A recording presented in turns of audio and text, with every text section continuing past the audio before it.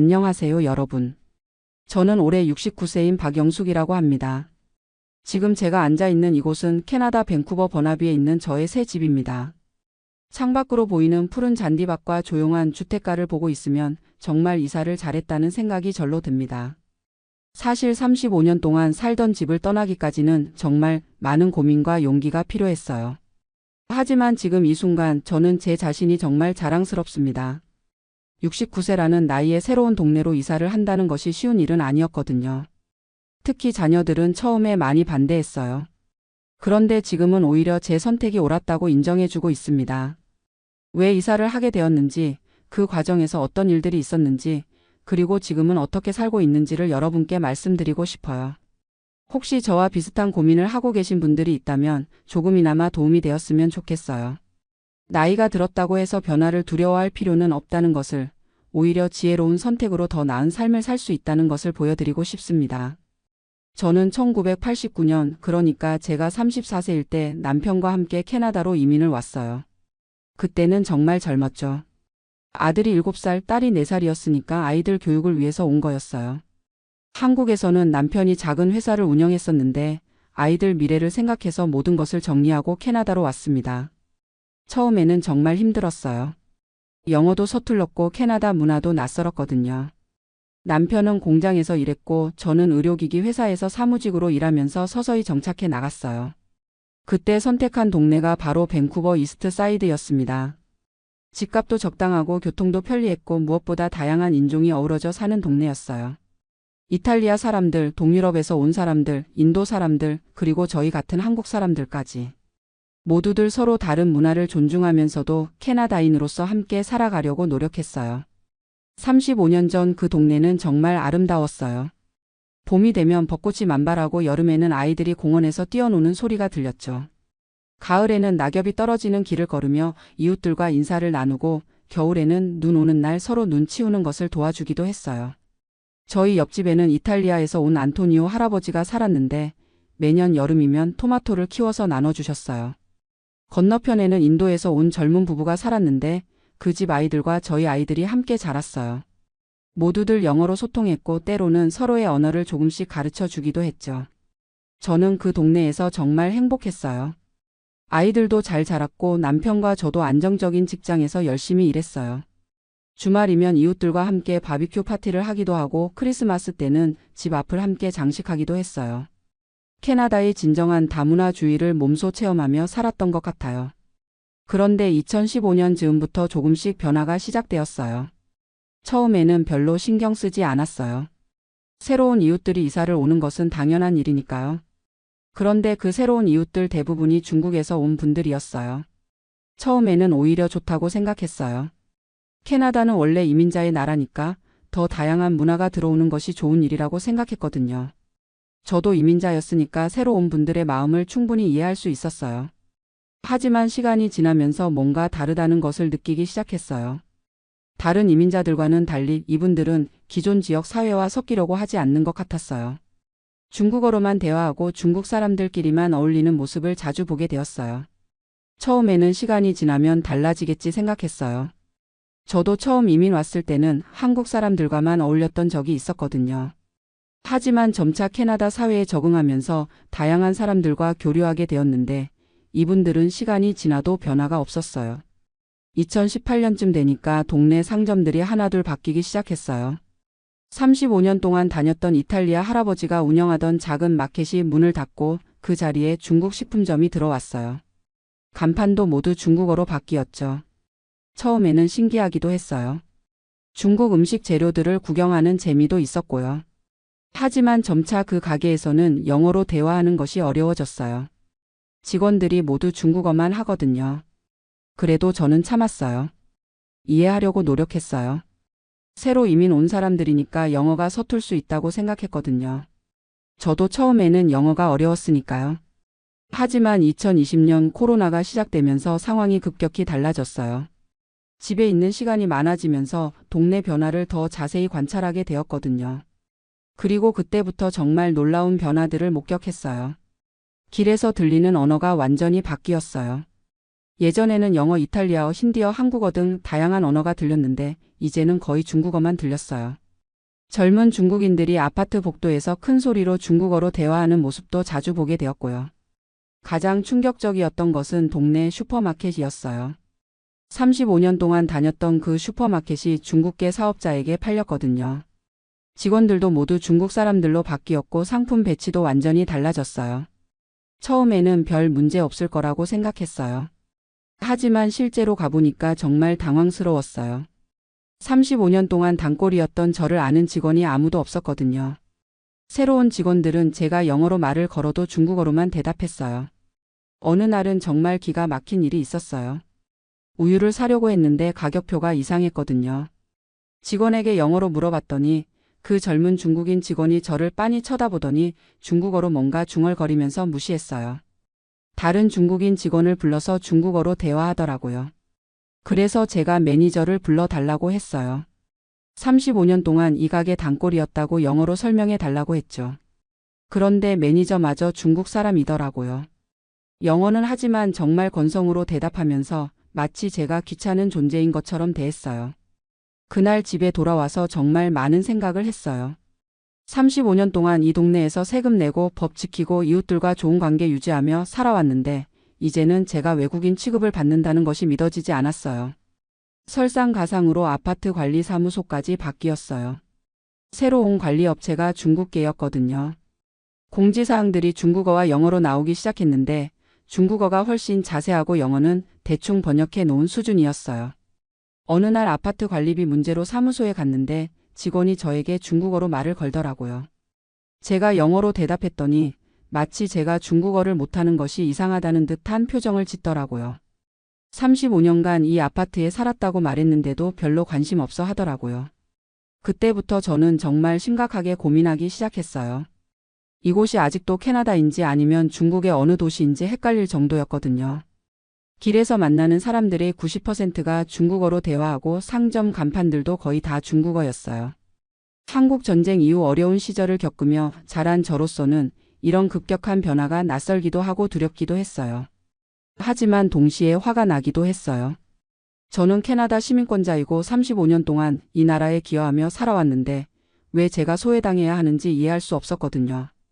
남편이 살아계셨다면 함께 의논할 수 있었을 텐데 5년 전에 세상을 떠나신 후로는 혼자서 모든 결정을 내려야 했어요.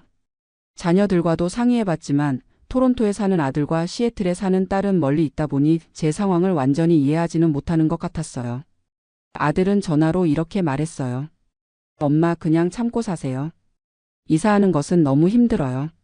나이도 있으신데 새로운 환경에 적응하는 것이 쉽지 않을 거예요. 딸도 비슷한 반응이었어요. 엄마 35년 동안 살던 집인데 정이 많이 들었을 텐데요.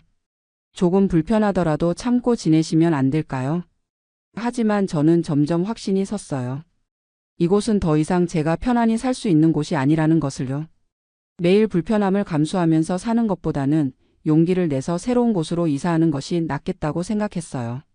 그래서 2023년 봄부터 본격적으로 이사할 곳을 알아보기 시작했어요. 밴쿠버 주변의 여러 지역들을 답사했어요. 버나비, 코키틀람, 리치몬드 등등 여러 곳을 다녀봤죠. 각 지역마다 장단점이 있었어요. 리치몬드는 한국 사람들이 많이 살아서 친숙했지만 너무 한국적인 것도 문제였어요. 코키틀람은 조용하고 좋았지만 교통이 조금 불편했고요. 그러다가 버나비의 한 조용한 주택가를 보게 되었어요. 집값도 적당하고 교통도 편리했어요. 무엇보다 다양한 인종이 조화롭게 사는 모습이 35년 전 제가 처음 정착했던 동네와 비슷했어요.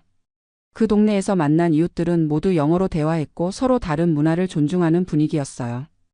캐나다다운 캐나다였달까요? 저는 바로 그곳으로 이사하기로 결심했어요. 하지만 35년치 짐을 정리하는 것은 정말 큰 일이었어요. 남편과 함께 모았던 추억의 물건들, 아이들이 어렸을 때 사진들, 35년 동안 사용했던 가구들. 모든 것에 추억이 담겨 있어서 버리기가 쉽지 않았어요. 그래도 새로운 시작을 위해서는 과감히 정리해야 했어요. 정말 소중한 것들만 남기고 나머지는 처분하거나 자녀들에게 보내줬어요. 그 과정에서 지난 35년을 되돌아보는 시간도 가질 수 있었고요. 이사 당일 약간의 해프닝이 있었어요. 이사 업체를 알아보다가 가격이 저렴한 중국계 이사 업체를 선택했거든요.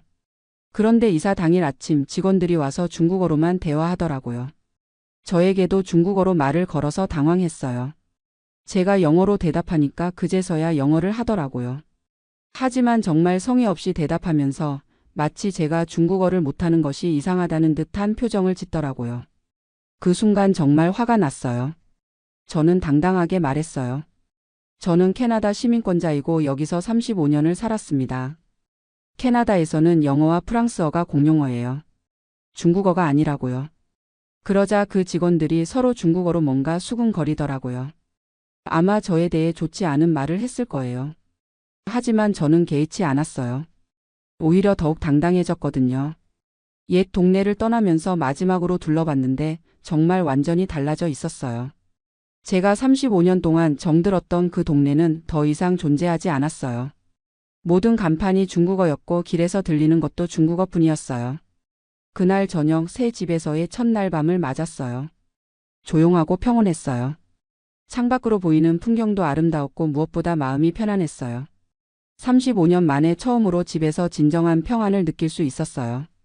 이튿날 아침 동네를 한 바퀴 산책해 봤어요. 아침 조깅을 하는 사람들이 지나가면서 구두 MORNING이라고 인사를 해주더라고요. 오랜만에 들어보는 영어 인사말이 그렇게 반가울 수가 없었어요.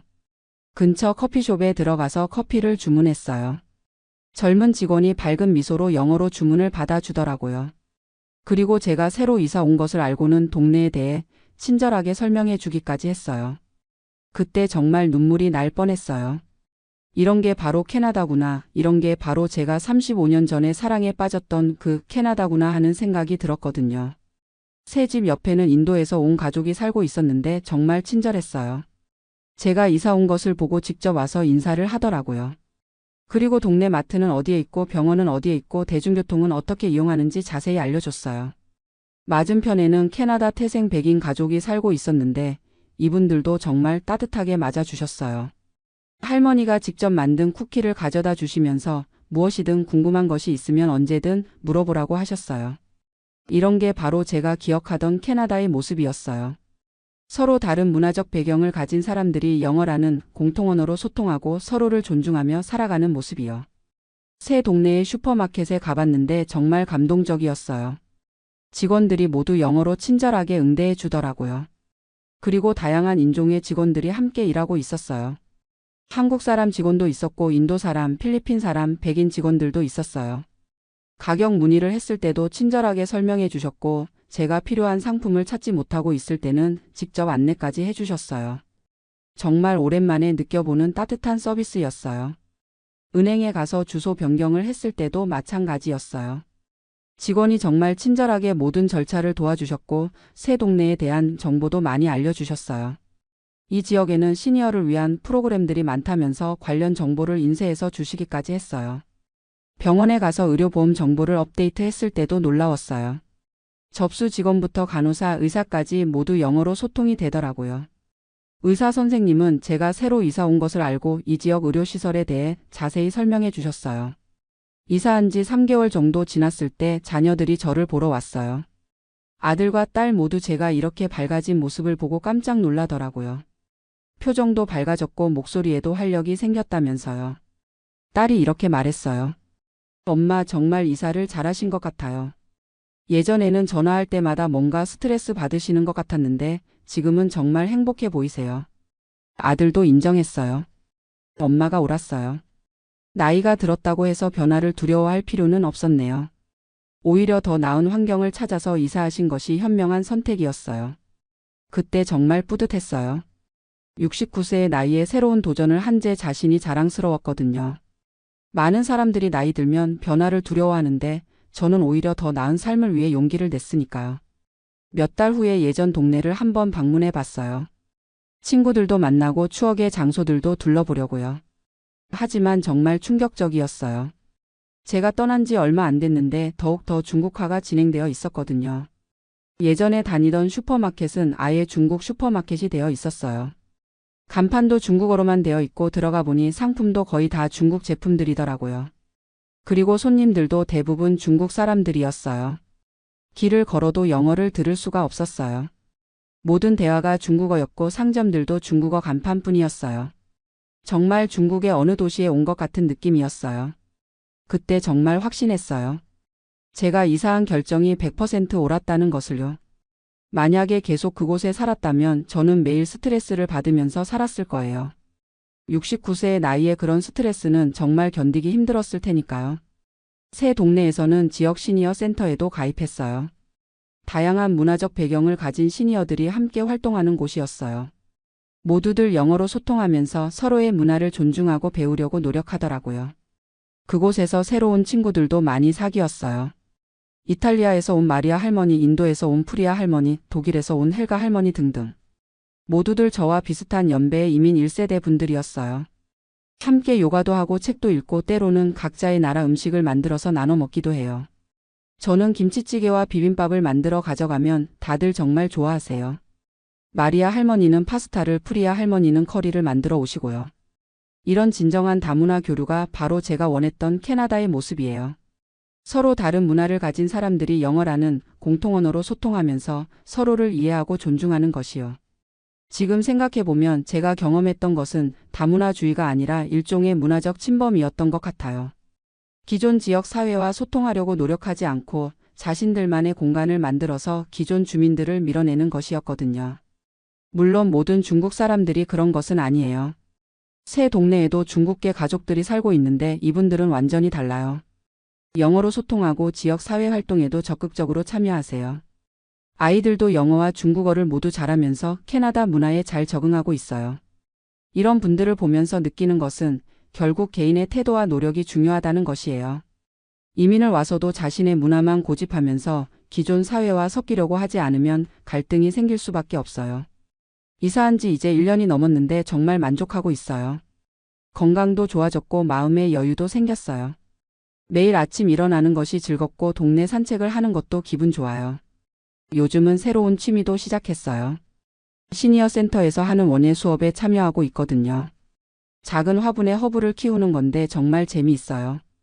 바질, 로즈마리, 타임 같은 허브들을 키워서 요리에도 사용하고 있어요. 영어 독서 클럽에도 가입했어요.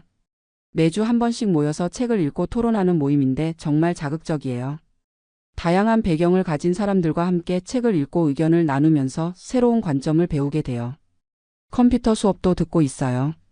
69세에 새로운 것을 배우는 것이 쉽지는 않지만 강사 선생님이 정말 친절하게 가르쳐 주세요. 이제는 이메일도 보내고 인터넷 쇼핑도 할 수 있어요. 화상통화로 멀리 있는 자녀들과 대화하는 것도 훨씬 자연스러워졌고요. 가끔 예전 동네에서 알던 한국인 친구들을 만나면 제 이야기를 해줘요. 처음에는 다들 놀라세요. 69세에 이사를 했다는 것도 놀랍고 새로운 환경에 이렇게 잘 적응했다는 것도 신기해하세요. 그 중에서 몇 분은 저와 비슷한 고민을 하고 계시더라고요. 동네가 너무 변해서 불편하지만 나이가 들어서 이사하기는 두렵다고 하세요. 그런 분들에게 저는 꼭 이렇게 말씀드려요. 나이는 변화의 핑계가 될 수 없어요. 오히려 우리에게는 젊은 사람들보다 더 많은 경험과 지혜가 있잖아요. 그 지혜를 활용해서 더 나은 선택을 할 수 있어요. 물론 이사하는 것이 쉬운 일은 아니에요. 새로운 환경에 적응하는 것도 시간이 걸리고요. 하지만 매일 스트레스 받으면서 사는 것보다는 훨씬 나아요. 중요한 것은 용기예요. 새로운 도전을 하겠다는 용기, 더 나은 삶을 살겠다는 의지. 그리고 변화를 두려워하지 않는 마음이에요. 저는 69세에 새로운 출발을 했어요. 새 동네, 새 이웃들, 새로운 활동들. 모든 것이 새롭지만 그래서 더 재미있고 활력이 생겨요. 남편이 살아계셨다면 함께 이 새로운 삶을 즐길 수 있었을 텐데 하는 아쉬움은 있어요. 하지만 분명히 남편도 제 선택을 지지해 주셨을 거예요. 항상 변화를 두려워하지 말라고 더 나은 삶을 위해 노력하라고 말씀하셨거든요. 앞으로의 계획도 많아요. 내년에는 시니어 센터에서 하는 해외여행 프로그램에 참여해 볼 생각이에요. 캐나다 동부 지역을 여행하는 프로그램인데 정말 기대돼요. 또 자원봉사 활동도 시작하려고 해요. 새로 이민 온 시니어들을 도와주는 프로그램이 있다더라고요. 제가 35년 동안 캐나다에서 살면서 쌓은 경험을 다른 분들과 나누고 싶어요. 가장 중요한 것은 건강 관리예요. 새 동네에는 시니어 전용 피트니스 센터도 있고 의료시설도 훌륭해요. 정기 검진도 받고 운동도 꾸준히 해서 건강을 유지하려고 해요. 자녀들도 이제는 완전히 제 선택을 지지해줘요. 특히 딸은 엄마가 이렇게 적극적으로 사시는 모습이 정말 자랑스럽다고 해요. 아들도 주변 사람들에게 저 이야기를 자랑스럽게 한다고 하더라고요. 손주들도 새 집을 정말 좋아해요. 넓은 마당이 있어서 뛰어놀 수 있고 근처에 공원도 많거든요. 할머니 집에 오는 것을 더 즐거워해요. 이제 와서 생각해보면 35년 전 처음 캐나다에 왔을 때와 지금이 비슷한 것 같아요. 그때도 새로운 환경에 적응해야 했고 지금도 새로운 환경에 적응하고 있어요. 다른 점이 있다면 그때는 젊었지만 경험이 없었고 지금은 나이는 들었지만 경험과 지혜가 있다는 것이에요. 혹시 저와 비슷한 상황에 계신 분들이 있다면 꼭 말씀드리고 싶어요. 나이가 들었다고 해서 참고 사는 것이 미덕은 아니에요. 더 나은 삶을 위해서라면 언제든 새로운 시작을 할 수 있어요. 물론 신중하게 계획하고 준비해야 해요. 무작정 이사하는 것이 아니라 충분히 알아보고 비교해 본 후에 결정해야 하죠. 그리고 가족들과도 충분히 상의해야 하고요. 하지만 가장 중요한 것은 자신의 행복이에요. 매일 스트레스 받으면서 불편하게 사는 것보다는 용기를 내서 더 나은 환경을 찾는 것이 훨씬 현명한 선택이에요. 저는 지금 정말 행복해요. 69세에 새로운 인생을 시작했다는 것에 대한 자부심도 있고 더 나은 환경에서 살고 있다는 만족감도 있어요. 무엇보다 제가 아직도 새로운 것에 도전할 수 있는 용기와 에너지가 있다는 것이 뿌듯해요. 앞으로도 계속 새로운 것에 도전하며 살 거예요. 70세, 75세, 80세가 되어도 변화를 두려워하지 않고 더 나은 삶을 위해 노력할 거예요. 그것이 바로 진정한 시니어의 삶이라고 생각해요. 여러분도 혹시 비슷한 고민이 있으시다면 두려워하지 마세요. 나이는 숫자일 뿐이에요. 중요한 것은 더 나은 삶을 향한 의지와 용기예요. 저처럼 69세에도 새로운 출발을 할 수 있어요. 지금 제가 앉아있는 이 새 집에서 창밖의 아름다운 풍경을 보면서 이 이야기를 마무리합니다. 변화를 두려워하지 마세요. 더 나은 삶은 언제나 우리를 기다리고 있으니까요. 안녕하세요. 뉴저지에 산지 20년째인 48세 김선미라고 합니다. 오늘 이렇게 사연을 보내게 된 건 정말 어디서 털어놓을 데가 없어서예요.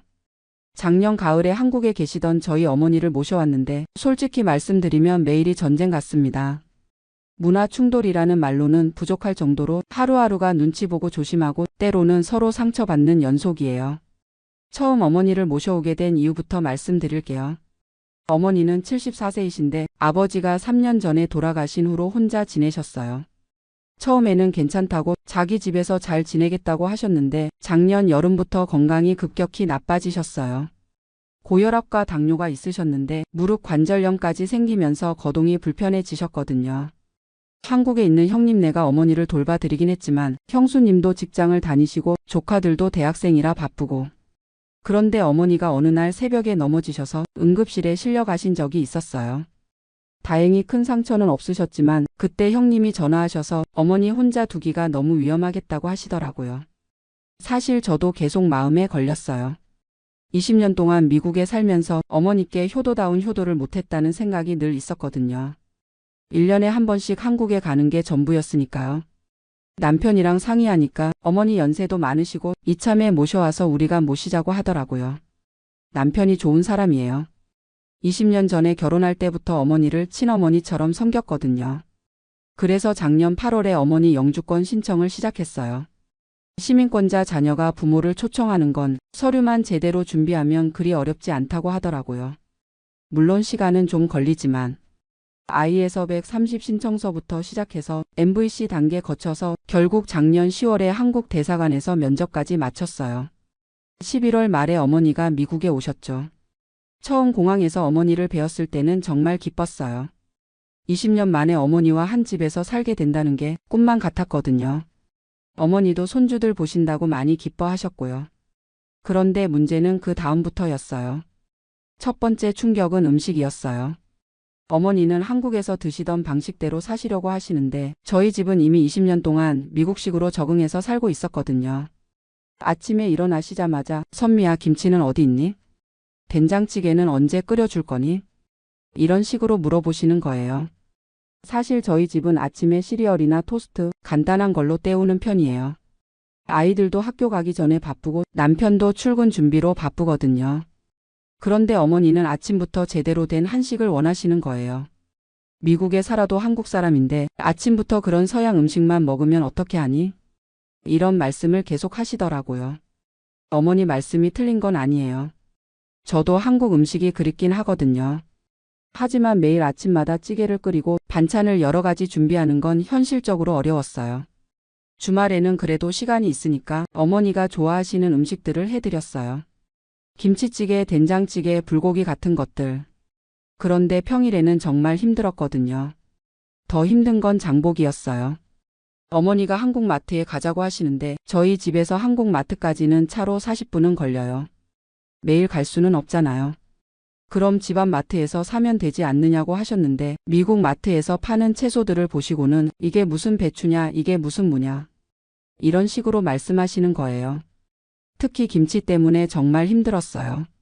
어머니는 집에서 김치를 담그시려고 하시는데 아파트에서 김치 냄새가 나면 이웃들이 싫어할까봐 걱정됐거든요. 실제로 옆집 사람이 복도에서 냄새 난다고 한번 말한 적도 있었고요. 그래서 시판 김치를 사드렸는데 이런 게 무슨 김치냐, 맛도 없고 짜기만 하다고 하시면서 결국 베란다에서 몰래 김치를 담그셨어요.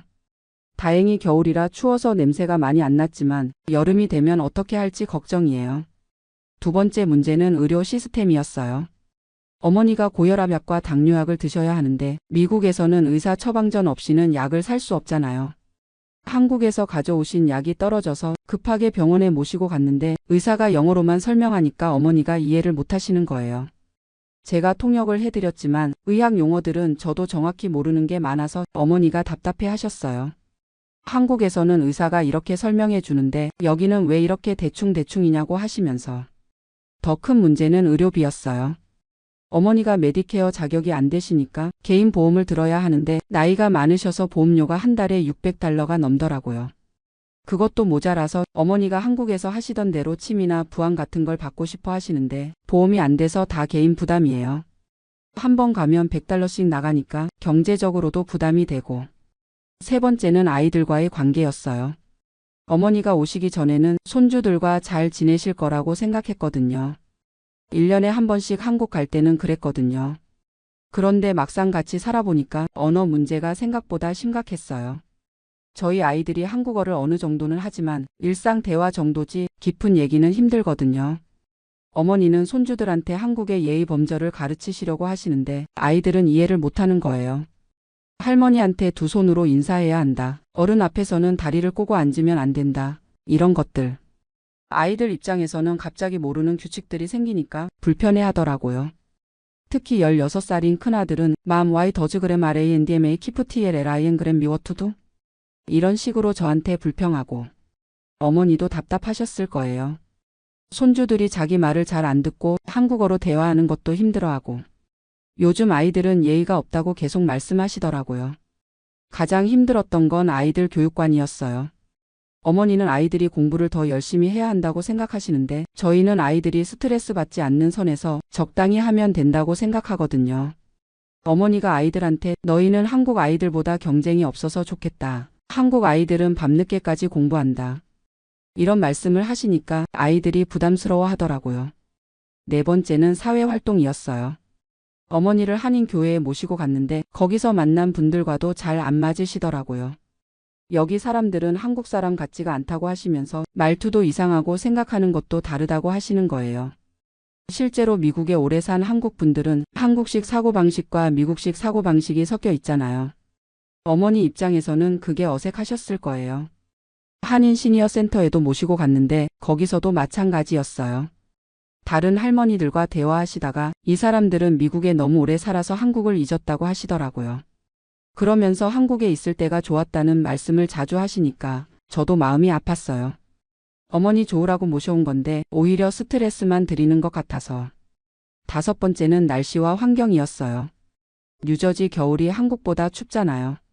어머니가 관절염이 있으셔서 추운 날씨에 더 아프다고 하시는 거예요. 그리고 어디 나가시려고 해도 차 없이는 갈 수 있는 데가 없으니까 답답해 하시더라고요. 한국에서는 지하철이나 버스 타고 어디든 갈 수 있었는데 여기서는 제가 데려다 드려야 하니까. 제가 아이들 학교 보내고 장 보고 집안일하고 그 사이사이에 어머니 모시고 병원 가고 한인 마트 가고. 솔직히 말하면 하루 24시간이 부족해요. 가장 마음 아픈 건 어머니와 제가 서로 눈치를 보게 됐다는 거예요. 어머니는 제가 귀찮아한다고 생각하시는 것 같고 저는 어머니가 불편해 하신다는 걸 아니까 계속 조심하게 되더라고요. 예를 들어서 어머니가 텔레비전 보실 때 한국 드라마나 뉴스를 보고 싶어 하시는데 아이들은 영어 채널을 보고 싶어 하고 거실이 하나뿐이니까 서로 양보해야 하는데 그런 작은 일들도 스트레스가 되더라고요. 음성 통화도 문제예요. 어머니가 한국에 있는 친구분들과 통화하실 때 시차 때문에 밤늦게 하시는 경우가 많은데 벽이 얇아서 소리가 다 들려요. 아이들이 공부하거나 잠자는 시간인데 어머니한테 조용히 해달라고 말씀드리기도 그렇고. 그리고 어머니가 가끔 한국에 돌아가고 싶다는 말씀을 하세요. 그럴 때마다 제 마음이 무너져 내려요. 어머니 좋으라고 모셔온 건데 오히려 불행하게 만든 것 같아서. 어떨 때는 제가 너무 이기적이었나 싶어요. 제가 편하려고 어머니를 제 생활 방식에 맞추려고 한 건 아닐까. 20년 동안 미국 생활에 익숙해져서 어머니 입장을 충분히 이해하지 못한 것 같기도 하고. 반대로 생각해보면 어머니도 74세의 나이에 완전히 다른 환경에 적응하시는 게 얼마나 힘드시겠어요. 언어도 안 통하고 음식도 다르고 사람들도 다르고. 그래서 요즘은 어떻게 해야 할지 모르겠어요. 어머니를 한국에 다시 보내드릴 수는 없고 그렇다고 지금 상황이 계속되는 것도 힘들고. 남편이랑 상의해서 어머니 방을 따로 마련해 드리기로 했어요. 지금은 거실 소파를 침대로 쓰고 계시는데 그러니까 프라이버시도 없고 어머니도 불편하시고. 그래서 지하실을 개조해서 어머니만의 공간을 만들어 드리려고 해요. 작은 냉장고도 놓고 한국 음식 해 드실 수 있게 간이 주방도 만들고 한국 텔레비전도 설치해 드리고. 비용이 $20,000 정도 들 것 같은데 어머니가 편하게 지내실 수 있다면 그 정도는 감수해야죠. 그리고 한국어를 잘하는 간병인을 찾아보려고 해요. 일주일에 2에서 3번 정도 어머니와 한국말로 대화해드리고 병원 갈 때 통역도 해드리고.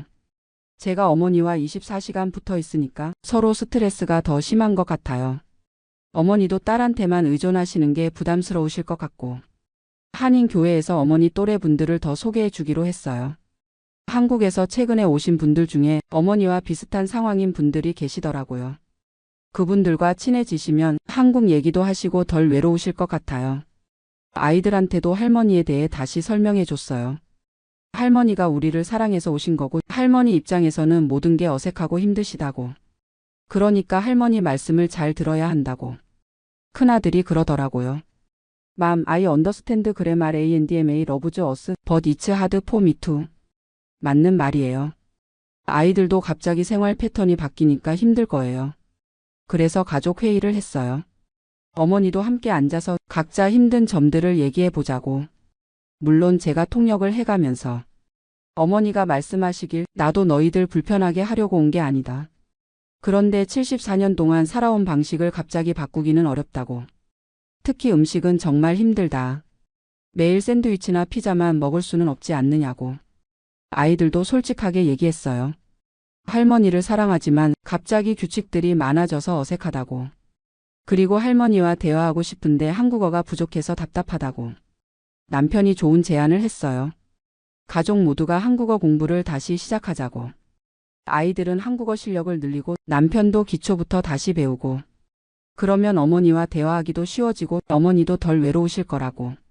그리고 주말마다 한국 음식 만들기를 온 가족이 함께 하자고도 했어요.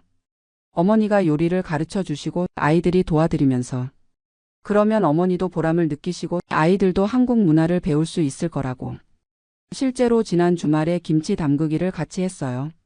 어머니가 직접 가르쳐 주시니까 아이들이 신기해하더라고요. 특히 딸아이가 할머니가 요리를 정말 잘하신다고 하면서 한국어로 할머니 고마워요라고 말하니까 어머니가 너무 기뻐하셨어요. 그 순간 깨달았어요. 문제는 서로 다른 문화가 아니라 서로를 이해하려는 노력이 부족했다는 것을. 어머니는 새로운 환경에 적응하시려고 애쓰고 계시고 저희도 어머니를 이해하려고 노력해야 하는 거죠. 시간이 필요한 일이지 하루아침에 해결될 문제가 아니라는 걸 알았어요. 지금은 조금씩 나아지고 있어요. 어머니도 미국 생활에 조금씩 적응하고 계시고 아이들도 할머니를 더 이해하게 됐고. 물론 아직도 어려운 점들이 많아요. 의료비 문제라든지 언어 장벽 문제라든지. 하지만 가족이 함께 노력하면 분명히 해결할 수 있을 거라고 생각해요. 무엇보다 어머니가 건강하게 오래 사시는 게 중요하니까요. 20년 동안 멀리서만 봤던 어머니와 이제 매일 같이 있을 수 있다는 게 감사해요. 비록 힘들긴 하지만 어머니의 마지막을 함께 할 수 있다는 것, 그리고 아이들이 할머니와 추억을 만들 수 있다는 것. 이런 것들이 모든 어려움을 감수할 만한 가치가 있다고 생각해요. 앞으로도 계속 어려운 일들이 있겠지만 가족이 함께 극복해 나갈 거예요. 어머니도 저희도 서로 조금씩 양보하고 이해하면서. 마지막으로 하고 싶은 말은 비슷한 상황에 계신 분들께 드리는 말인데요. 완벽한 해결책은 없는 것 같아요. 각 가정마다 상황이 다르고 부모님 성격도 다르고. 하지만 중요한 건 서로를 이해하려는 마음이에요. 그리고 시간을 갖고 천천히 적응해 나가는 것. 처음에는 모든 게 어색하고 힘들겠지만 결국은 가족이니까 잘 해나갈 수 있을 거예요. 지금도 어머니가 거실에서 한국 드라마를 보고 계세요. 가끔 웃음소리가 들리면 마음이 따뜻해져요. 어머니가 조금이라도 행복해 하시는 모습을 보면 모든 어려움이 다 보상받는 기분이거든요. 이 사연을 들어주셔서 감사하고 비슷한 상황에 계신 분들께 조금이라도 도움이 됐으면 좋겠어요. 안녕하세요, 여러분. 저는 올해 68세 박정호라고 합니다. 지금 이 순간 호주 시드니에 있는 제 작은 아파트에서 이 이야기를 들려드리고 있어요. 창문 너머로 보이는 시드니 하버브리지를 바라보면서 말이죠. 솔직히 제가 이런 날이 올 거라고는 꿈에도 생각 못했어요. 68세에 암을 완치하고 게다가 호주 영주권까지 받아서 이곳에서 새로운 인생을 시작하게 될 줄이야. 정말 믿기지 않는 일이죠. 처음부터 차근차근 말씀드릴게요. 저는 부산에서 태어나서 30년 넘게 중소기계 회사에서 일했어요. 별로 특별할 것도 없는 평범한 사람이었죠. 아내 순자하고 결혼해서 아들 하나 낳고 그저 성실하게만 살았어요.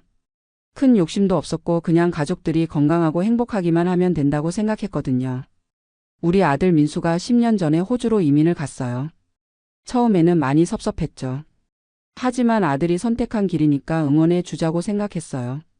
그리고 그곳에서 호주 사람인 리사라는 좋은 여자를 만나서 결혼도 하고 손자 2명도 낳았거든요.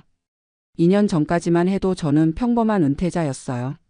매일 아침 6시에 일어나서 동네 뒷산을 산책하고 오후에는 동네 어르신들과 바둑도 두고 가끔 아들 가족과 화상통화하면서 손자들 얼굴 보는 게 가장 큰 즐거움이었죠. 그런데 2년 전 봄이었어요. 갑자기 배가 아프기 시작했거든요. 처음에는 그냥 체했나 보다 했는데 계속 아픈 거예요. 순자가 병원에 가보자고 해서 동네 병원에 갔는데 거기서 큰 병원으로 가보라고 하더라고요. 큰 병원에서 검사를 받고 나서 의사 선생님이 저를 따로 부르시더라고요. 그때 이미 뭔가 안 좋은 예감이 들었어요. 박정호 환자분 검사 결과 대장암 3기로 진단됩니다. 그 순간 머리가 하얘졌어요. 암이라니. 68세에 암 진단을 받다니. 순자도 옆에서 울음을 터뜨리고 저도 뭐라고 말해야 할지 모르겠더라고요. 의사 선생님이 말씀하시기를 나이가 많으셔서 적극적인 치료는 좀 부담스럽다고 하시는 거예요. 항암 치료를 하면 몸이 많이 힘들 텐데 이 나이에 과연 견딜 수 있겠느냐는 말씀이셨죠. 선생님, 그럼 어떻게 해야 하나요? 일단 수술을 해보겠지만 나이를 고려해서 최소한으로만 하겠습니다. 항암 치료는? 일단 수술 후 상태를 보고 결정하죠. 그 말투에서 이미 포기하는 분위기가 느껴졌어요. 나이가 많으니까 어차피 오래 못 살 거라는 식으로 들렸거든요. 물론 의사 선생님 나름대로는 현실적인 판단을 하신 거겠지만 그때 저는 정말 화가 났어요. 집에 와서 아들한테 전화를 했어요. 민수가 전화를 받자마자 제가 울음부터 터뜨렸어요. 아빠 왜 그러세요? 무슨 일이에요? 민수야, 아빠가 암에 걸렸다. 전화 너머로 한동안 아무 소리가 안 들렸어요. 그러더니 민수가 떨리는 목소리로 물어보더라고요. 아빠 몇 기예요? 어디 암이에요? 상황을 자세히 설명해 주니까 민수가 갑자기 이렇게 말하는 거예요. 아빠 호주로 오세요. 여기서 치료 받으세요. 뭔 소리야? 내가 영어도 못하는데 어떻게 외국에서 병원을 다녀? 아빠 여기 의료 시스템이 정말 좋아요. 나이 때문에 치료를 포기하지 않아요. 리사가 간호사였거든요. 리사가 도와줄 수 있어요. 며느리 리사가 간호사였다는 건 알고 있었지만 설마 제가 외국에서 치료를 받을 거라고는 생각도 못했죠. 민수가 계속 설득했어요. 호주에서는 나이에 상관없이 최선의 치료를 해준다고, 정부에서 의료비 지원도 많이 해준다고. 특히 암 환자들한테는 정말 잘해준다고 하더라고요. 순자랑 이틀 동안 고민했어요. 언어 문제도 걱정되고 돈도 많이 들 것 같고 무엇보다 나이 많은 사람이 외국에서 고생하는 게 맞나 싶었거든요. 그런데 결정적인 순간이 있었어요. 한국 병원에서 수술 전 상담을 받는데 젊은 의사가 이렇게 말하더라고요. 어르신, 솔직히 말씀드리면 이 나이에 완치를 기대하기는 어렵습니다. 그냥 편안하게 지내시는 것도 하나의 방법이에요. 그 순간 정말 화가 머리끝까지 났어요. 68세가 그렇게 늙은 나이인가요? 아직 더 살고 싶은데 손자들 크는 것도 보고 싶은데 벌써 포기하라고 하다니. 그날 밤 순자한테 말했어요. 순자야, 호주로 가자. 우리 거기서 한번 해보자. 당신이 결정한 거면 나도 따라갈게요. 다음 날 바로 민수한테 전화했어요. 호주로 가겠다고 모든 걸 준비해 달라고. 민수가 얼마나 기뻐했는지 몰라요. 바로 관광비자 신청을 도와주고 제 의료 기록들을 영어로 번역하는 것도 다 알아봐 주더라고요. 한 달 후에 저희는 시드니 공항에 도착했어요. 10시간 넘는 비행기 여행이 힘들긴 했지만 아들과 며느리 그리고 손자들이 마중 나와서 반겨주니까 용기가 났어요. 그런데 막상 호주에 와보니까 현실이 만만치 않더라고요. 일단 모든 게 영어였거든요. 병원 가서도 뭔 말인지 하나도 못 알아듣겠고 의사 선생님이 뭐라고 하는지도 모르겠고. 처음에 갔던 병원에서도 좀 차가운 반응이었어요. 관광객이 암 치료를 받으러 왔다고 하니까 의료진들이 좀 의아해 하더라고요. 영어도 못하는 노인이 와서 뭘 어쩌자는 건지 이런 눈빛이었죠. 다행히 며느리 리사가 간호사여서 의료 시스템을 잘 알고 있었어요. 리사가 이것저것 알아보더니 시드니에 있는 큰 병원 중에 한국계 의사가 있는 곳을 찾아줬어요. 그분이 바로 김재진 선생님이었어요. 이세 한국계 호주인이셨는데 종양학 전문의였거든요.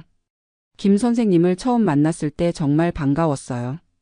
한국말로 대화할 수 있다는 것만으로도 얼마나 든든했는지 몰라요. 김 선생님이 제 검사 결과를 보시더니 이렇게 말씀하시는 거예요. 박 선생님, 나이는 숫자일 뿐입니다. 68세면 아직 젊으세요. 충분히 치료 가능해요. 그 말을 듣는 순간 눈물이 왈칵 나왔어요. 한국에서는 나이 때문에 포기하라고 하던 것을 여기서는 나이가 문제 없다고 하니까 얼마나 고마웠는지.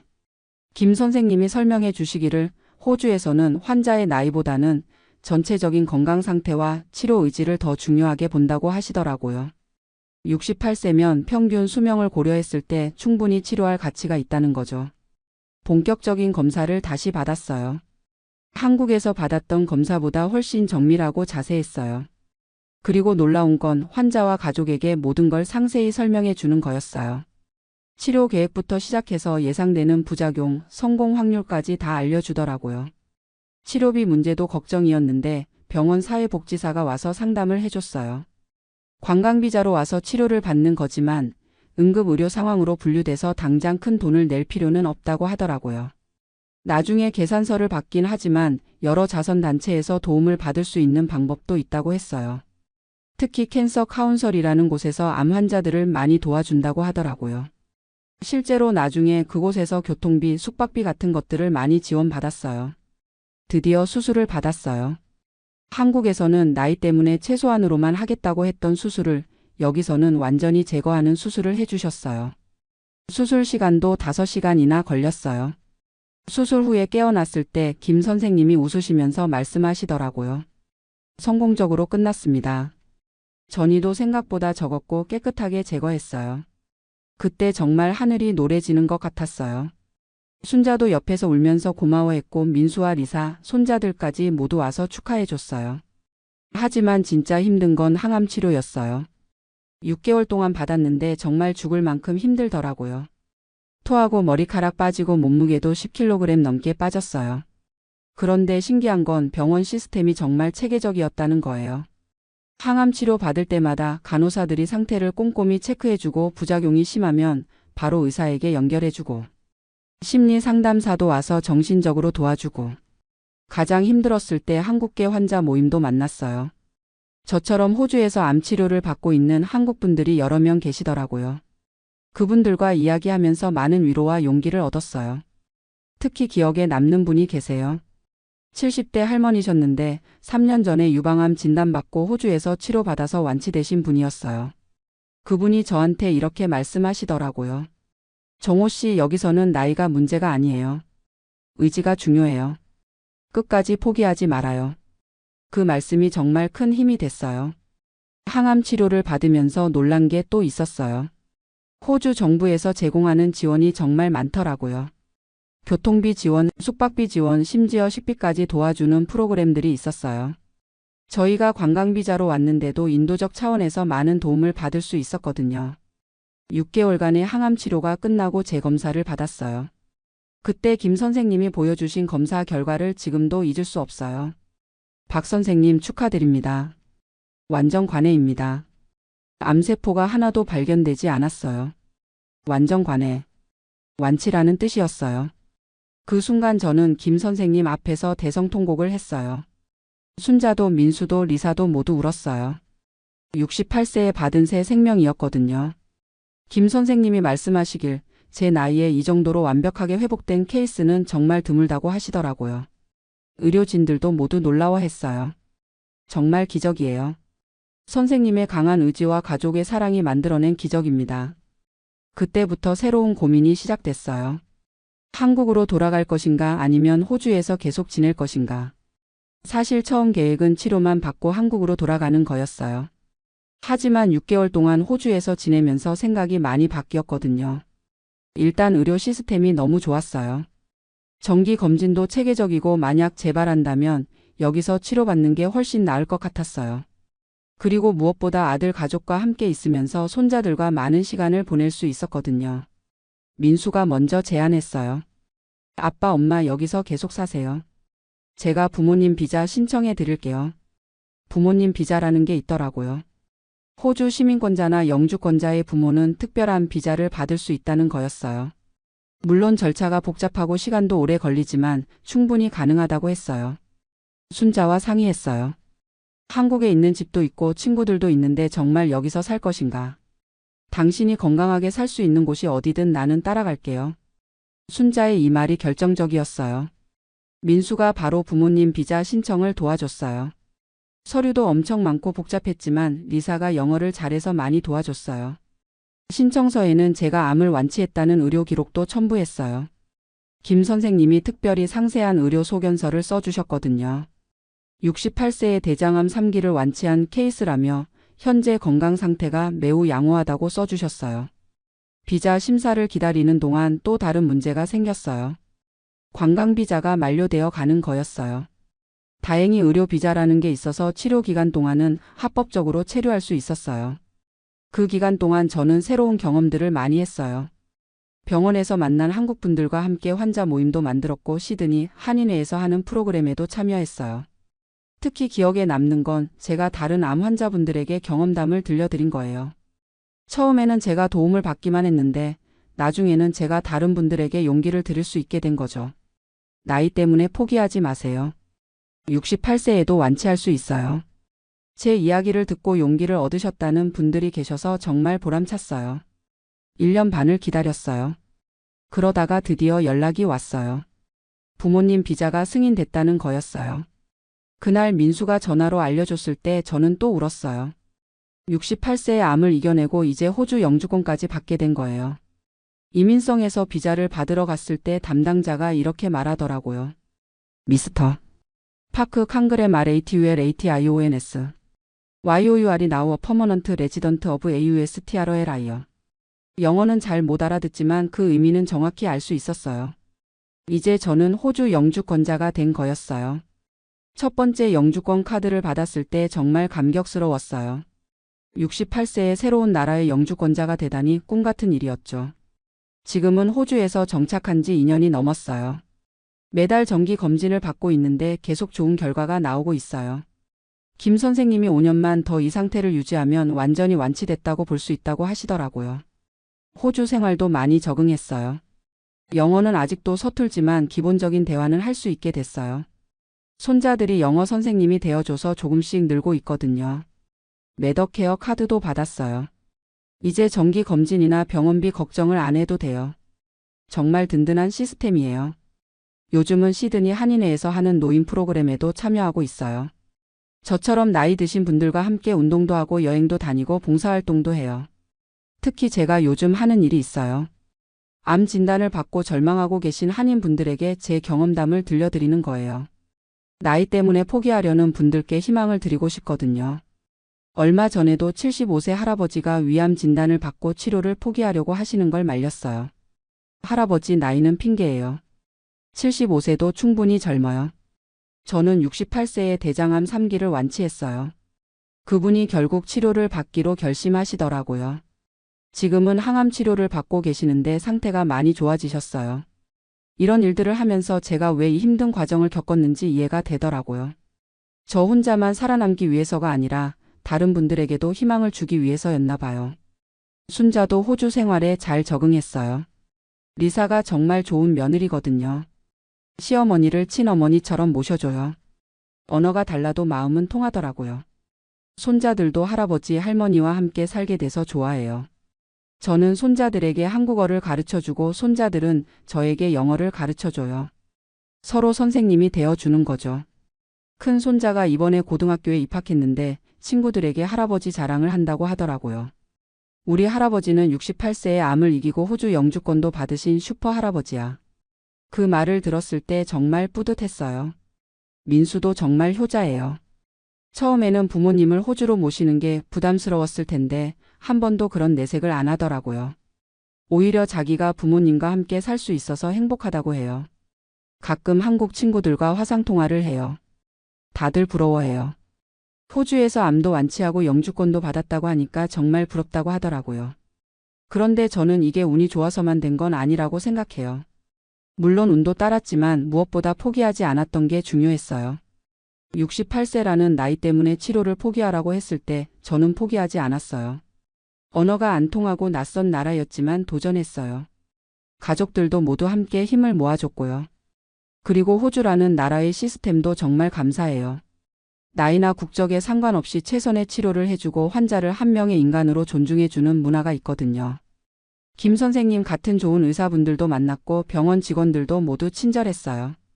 처음에는 관광객이 암 치료를 받으러 왔다고 의아해했지만 나중에는 모두 응원해줬어요.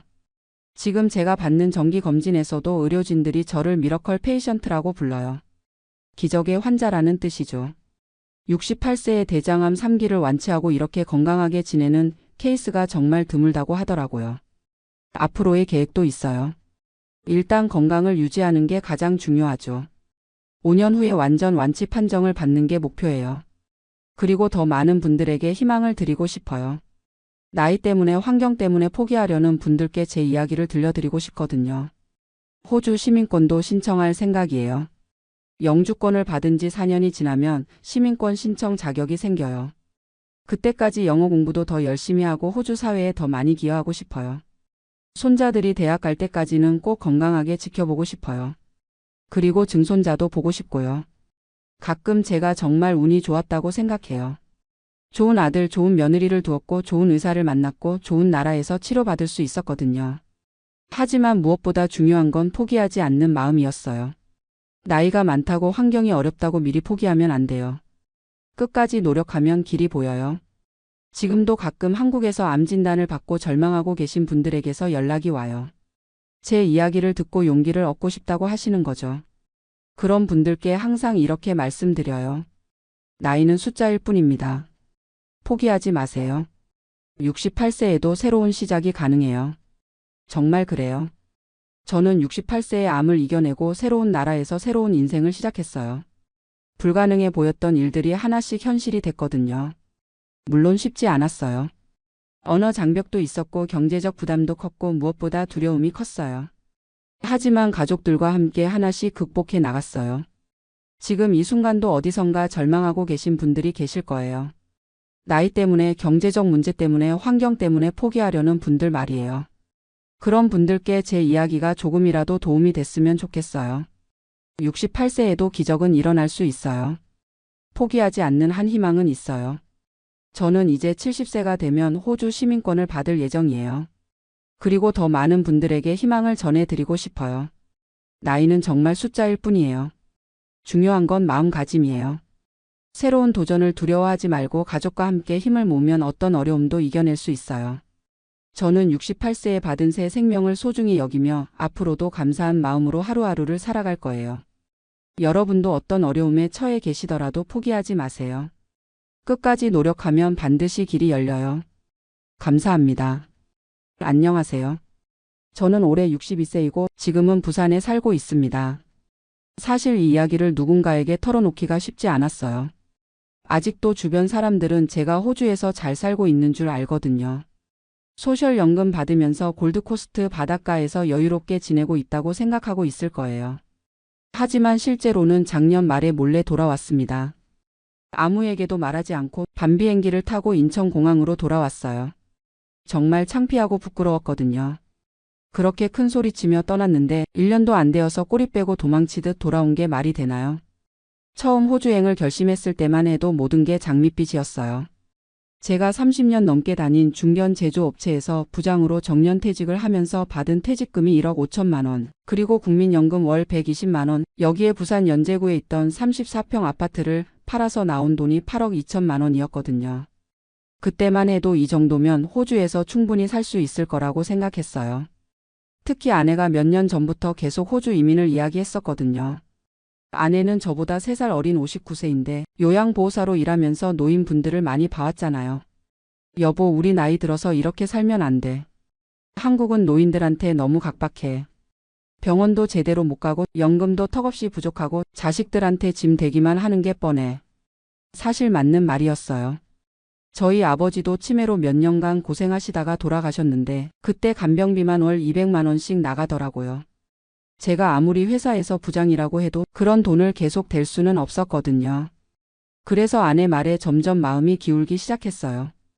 유튜브에서 호주 은퇴 이민 관련 영상들을 찾아보기 시작했고 정말 좋아 보이더라고요. 골드코스트에서 월 300만 원으로 여유롭게 사는 법. 호주 의료 시스템 한국과는 차원이 달라.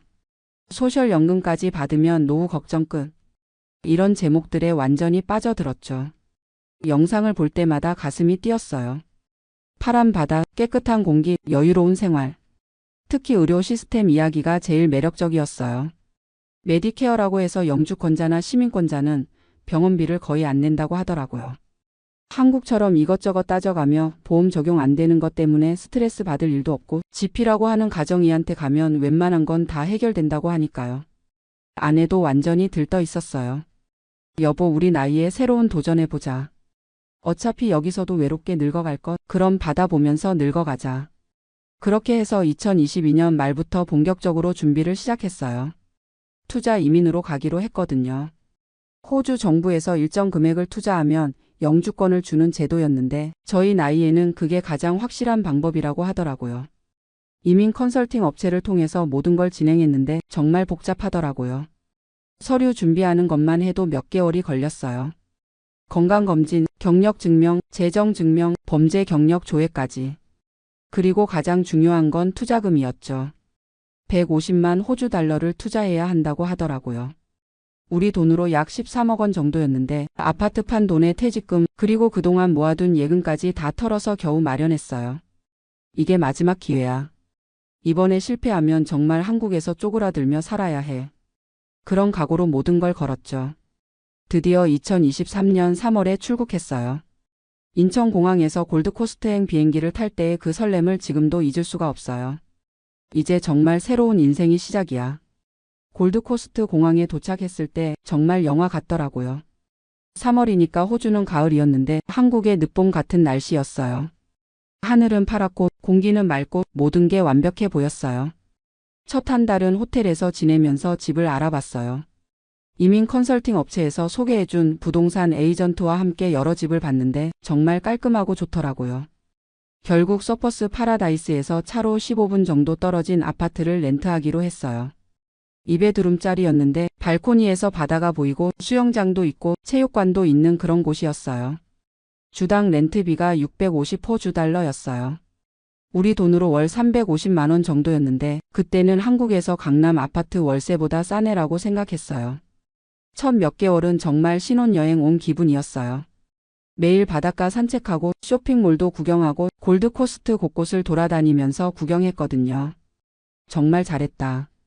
이런 곳에서 살 수 있다니. 아내도 완전히 들떠 있었어요.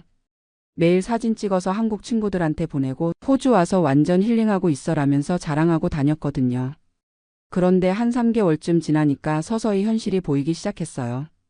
가장 먼저 느낀 건 물가였어요. 장 보러 우로스나 콜스 같은 대형 마트에 가면 정말 깜짝 놀랄 정도로 비싸더라고요. 사과 한 개가 2호주 달러, 우리 돈으로 1,300원이에요. 한국에서는 500원 정도 하는 걸 말이에요. 고기도 엄청 비쌌어요. 소고기 500g에 20호주 달러, 우리 돈으로 13,000원 정도였거든요. 그것도 한국처럼 먹기 좋게 썰어 놓은 게 아니라 덩어리째 파는 거라서 직접 썰어야 하고요. 그래서 한인마트를 찾아갔는데 거기는 더 비쌌어요. 한국 라면 한 봉지가 3호주 달러, 우리 돈으로 2,000원이에요. 김치는 작은 통 하나에 15호주 달러, 거의 1만 원이었어요. 아, 이렇게 살면 돈이 엄청 빨리 떨어지겠구나. 그때부터 계산기를 두드려 보기 시작했어요. 렌트비 월 350만 원, 생활비 월 400만 원 정도, 여기에 각종 공과금이나 기타 비용까지 하면 월 800만 원은 좋게 나가더라고요. 그런데 수입은 없잖아요. 투자 이민으로 온 거라서 일도 할 수 없고 그냥 가지고 온 돈 까먹으며 살아야 하는 거였어요. 이러면 5년도 못 버틴다. 그 계산이 나오니까 갑자기 등골이 서늘해지더라고요. 두 번째 문제는 언어였어요. 저는 회사에서 해외 업무도 좀 하고 그래서 영어를 어느 정도는 할 줄 안다고 생각했거든요. 하지만 일상생활 영어는 완전히 달랐어요. 은행에 가서 계좌 개설하는 것부터 막히더라고요. 직원이 뭐라고 하는지 절반도 못 알아듣겠어요.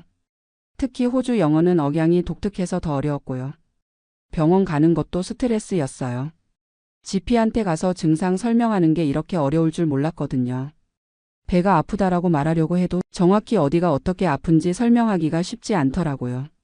아내는 저보다 더 심했어요. 아예 영어를 못하거든요. 그래서 어디를 가든 제가 다 통역해줘야 했어요.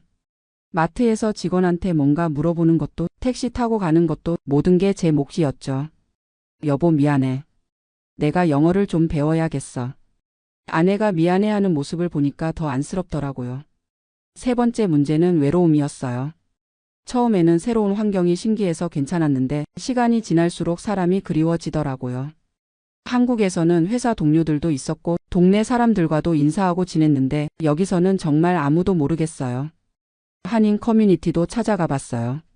골드코스트 한인회 같은 데 나가서 사람들을 만나려고 했는데 뭔가 어색하더라고요. 대부분 젊은 사람들이나 아이가 있는 가족들이었고 저희 같은 은퇴 부부는 별로 없었어요. 그리고 한인 커뮤니티 내에서도 묘한 계급이 있더라고요.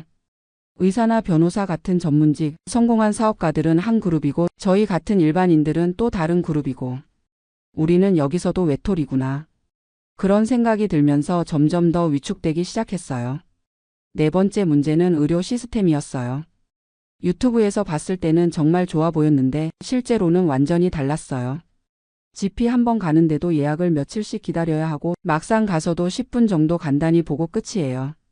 한국처럼 자세히 검사해 주거나 그런 건 없어요. 어느 날 아내가 갑자기 속이 너무 아프다고 해서 GP한테 갔는데 의사가 스트레스 때문일 거다. 집에 가서 쉬어라라고만 하더라고요. 검사라도 좀 해달라고 했더니 일단 2주 기다려보고 안 좋아지면 다시 와라라고 하는 거예요. 한국이었으면 당장 내시경도 하고 피검사도 하고 그랬을 텐데 여기서는 그런 게 없어요. 정말 급한 게 아니면 다 기다려보라고 해요. 그리고 치과는 더 심했어요. 아내 이가 아파서 치과에 갔는데 간단한 치료인데도 500호주 달러, 우리 돈으로 32만 원을 내라고 하더라고요. 메디케어 적용도 안 되고요. 이게 뭐야? 유튜브에서는 의료비 걱정 없다고 했는데 그때부터 인터넷으로 정보를 더 찾아보기 시작했어요. 그러니까 진짜 현실이 보이더라고요. 메디케어가 적용되는 건 기본적인 것들 뿐이고 치과, 안과, 물리치료 이런 건 다 별도 비용이에요. 그리고 GP도 병원마다 다른데 좋은 의사들은 메디케어 외에 추가 비용을 받더라고요. 우리가 완전히 속았구나. 다섯 번째 문제는 일상생활의 불편함이었어요. 한국에서는 모든 게 빠르고 편리했는데 여기서는 모든 게 느리고 복잡해요. 은행 업무 하나 보려고 해도 한참 기다려야 하고 인터넷 설치하는 것도 2주씩 걸리고 배달 음식 시켜도 1시간씩 걸려요. 그리고 대중교통이 너무 불편해요. 트램이 있긴 한데 노선이 한정적이고 조금만 벗어나면 택시를 타야 하는데 택시비가 엄청 비싸요. 10분 거리를 가는데도 30호주 달러, 우리 돈으로 2만 원 정도 나와요. 그래서 차를 사야겠다고 생각했는데 중고차도 엄청 비싸더라고요. 10년 된 일반 세단이 3만 호주 달러, 우리 돈으로 2천만 원이에요. 여기에 보험료, 등록비, 주차비까지 하면 또 엄청난 돈이 들어가는 거죠. 여섯 번째로 가장 힘들었던 건 아내의 우울증이었어요. 아내가 점점 말을 안 하기 시작했어요. 하루 종일 아파트에 혼자 있으면서 한국 드라마만 보고 밖에 나가자고 해도 피곤하다, 귀찮다라고만 하더라고요. 여보 괜찮아? 뭔가 문제 있어? 아니야. 그냥 좀 적응이 안 되는 것 같아. 하지만 보기에도 아내가 많이 힘들어하는 게 느껴졌어요.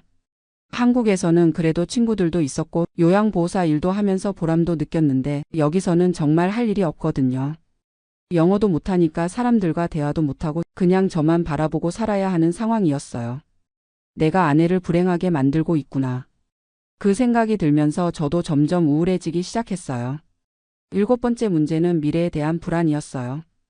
돈은 계속 나가는데 들어오는 건 없고 나이는 먹어가는데 언어는 늘지 않고 친구는 사귀기 어렵고 의료 시스템은 불안하고 이렇게 살다가 진짜 돈 다 떨어지면 어떻게 하지? 나이 70 넘어서 다시 한국 가서 뭘 할 수 있을까? 그런 생각들이 밤마다 저를 괴롭혔어요. 한국에 있는 아들에게 전화해 봤어요. 아들은 서울에서 직장을 다니고 있는데 아빠 어때? 호주 생활 재밌어? 라고 물어보더라고요. 응, 좋아. 바다도 보고 공기도 좋고. 거짓말을 할 수밖에 없었어요. 아들 앞에서 실패했다, 돌아가고 싶다라고 말할 수는 없었거든요. 그런데 아들이 이런 말을 하더라고요. 아빠 솔직히 처음에는 갑자기 호주 간다고 해서 걱정했어. 하지만 아빠가 행복하면 되는 거지. 나중에 나이 드시면 한국으로 다시 오셔도 되고. 아들의 그 말을 듣는 순간 눈물이 나더라고요. 아들은 저를 걱정해 주는데 정작 저는 여기서 매일 후회하고 있었거든요. 결정적인 계기는 아내가 쓰러진 사건이었어요. 작년 11월 어느 날 아내가 갑자기 가슴이 아프다면서 쓰러졌거든요. 급하게 구급차를 불렀는데 응급실에서 몇 시간을 기다려야 했어요. 다행히 큰 문제는 아니었지만 스트레스성 가슴 통증이라고 하더라고요. 그때 의사가 저한테 이런 말을 했어요. 환자분이 많이 스트레스를 받고 계신 것 같습니다. 혹시 최근에 큰 변화가 있었나요?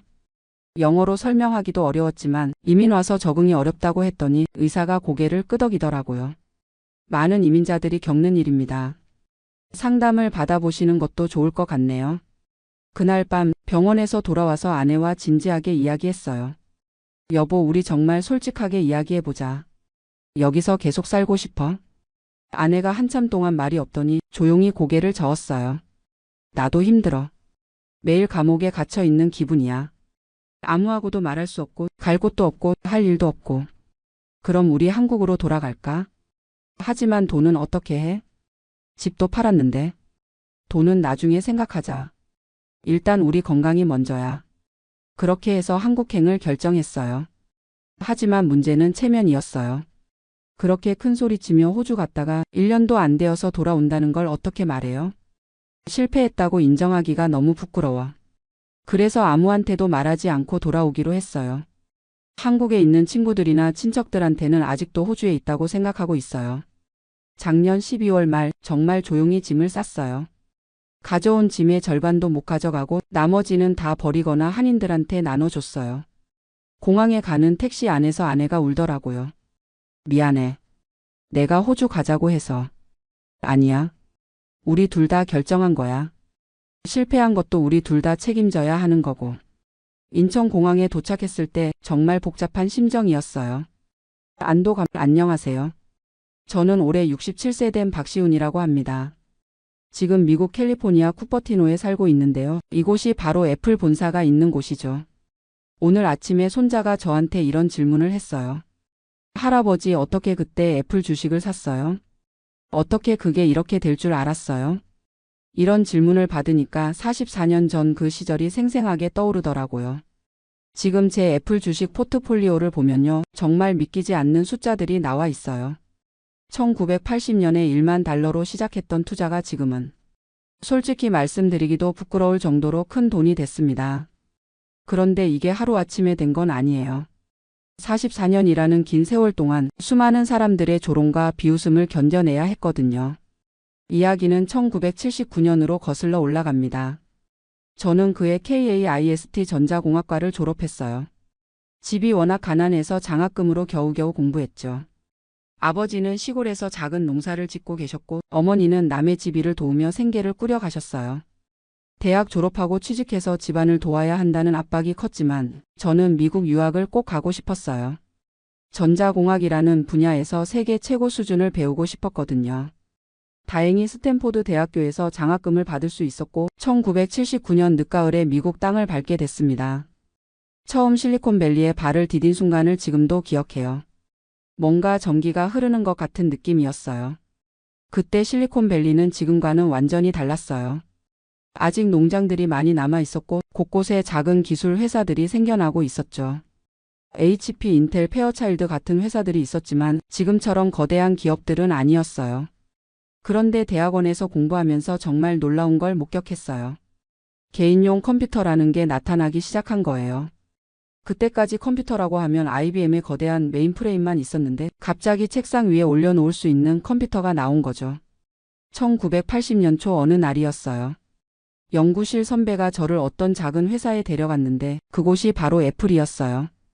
쿠퍼티노의 작은 건물에서 젊은 사람들이 뭔가 열심히 만들고 있더라고요. 그들이 보여준 게 APPL이 컴퓨터였어요.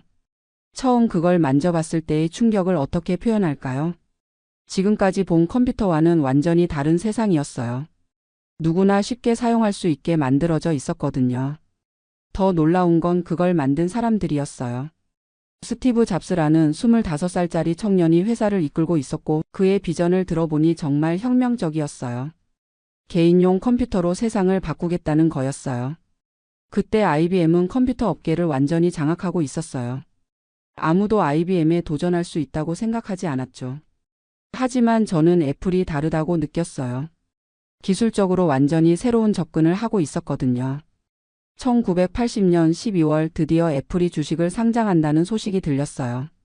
주당 $22에 공개한다고 하더라고요. 저는 그 순간 이거다 싶었어요. 이 회사는 반드시 성공할 거라는 확신이 들었거든요. 그런데 주변 반응은 정반대였어요. 지도 교수님께서는 제게 이렇게 말씀하시더라고요. 시훈아, 너는 공부하러 온 거야. 주식 투자 같은 도박은 하지 마라.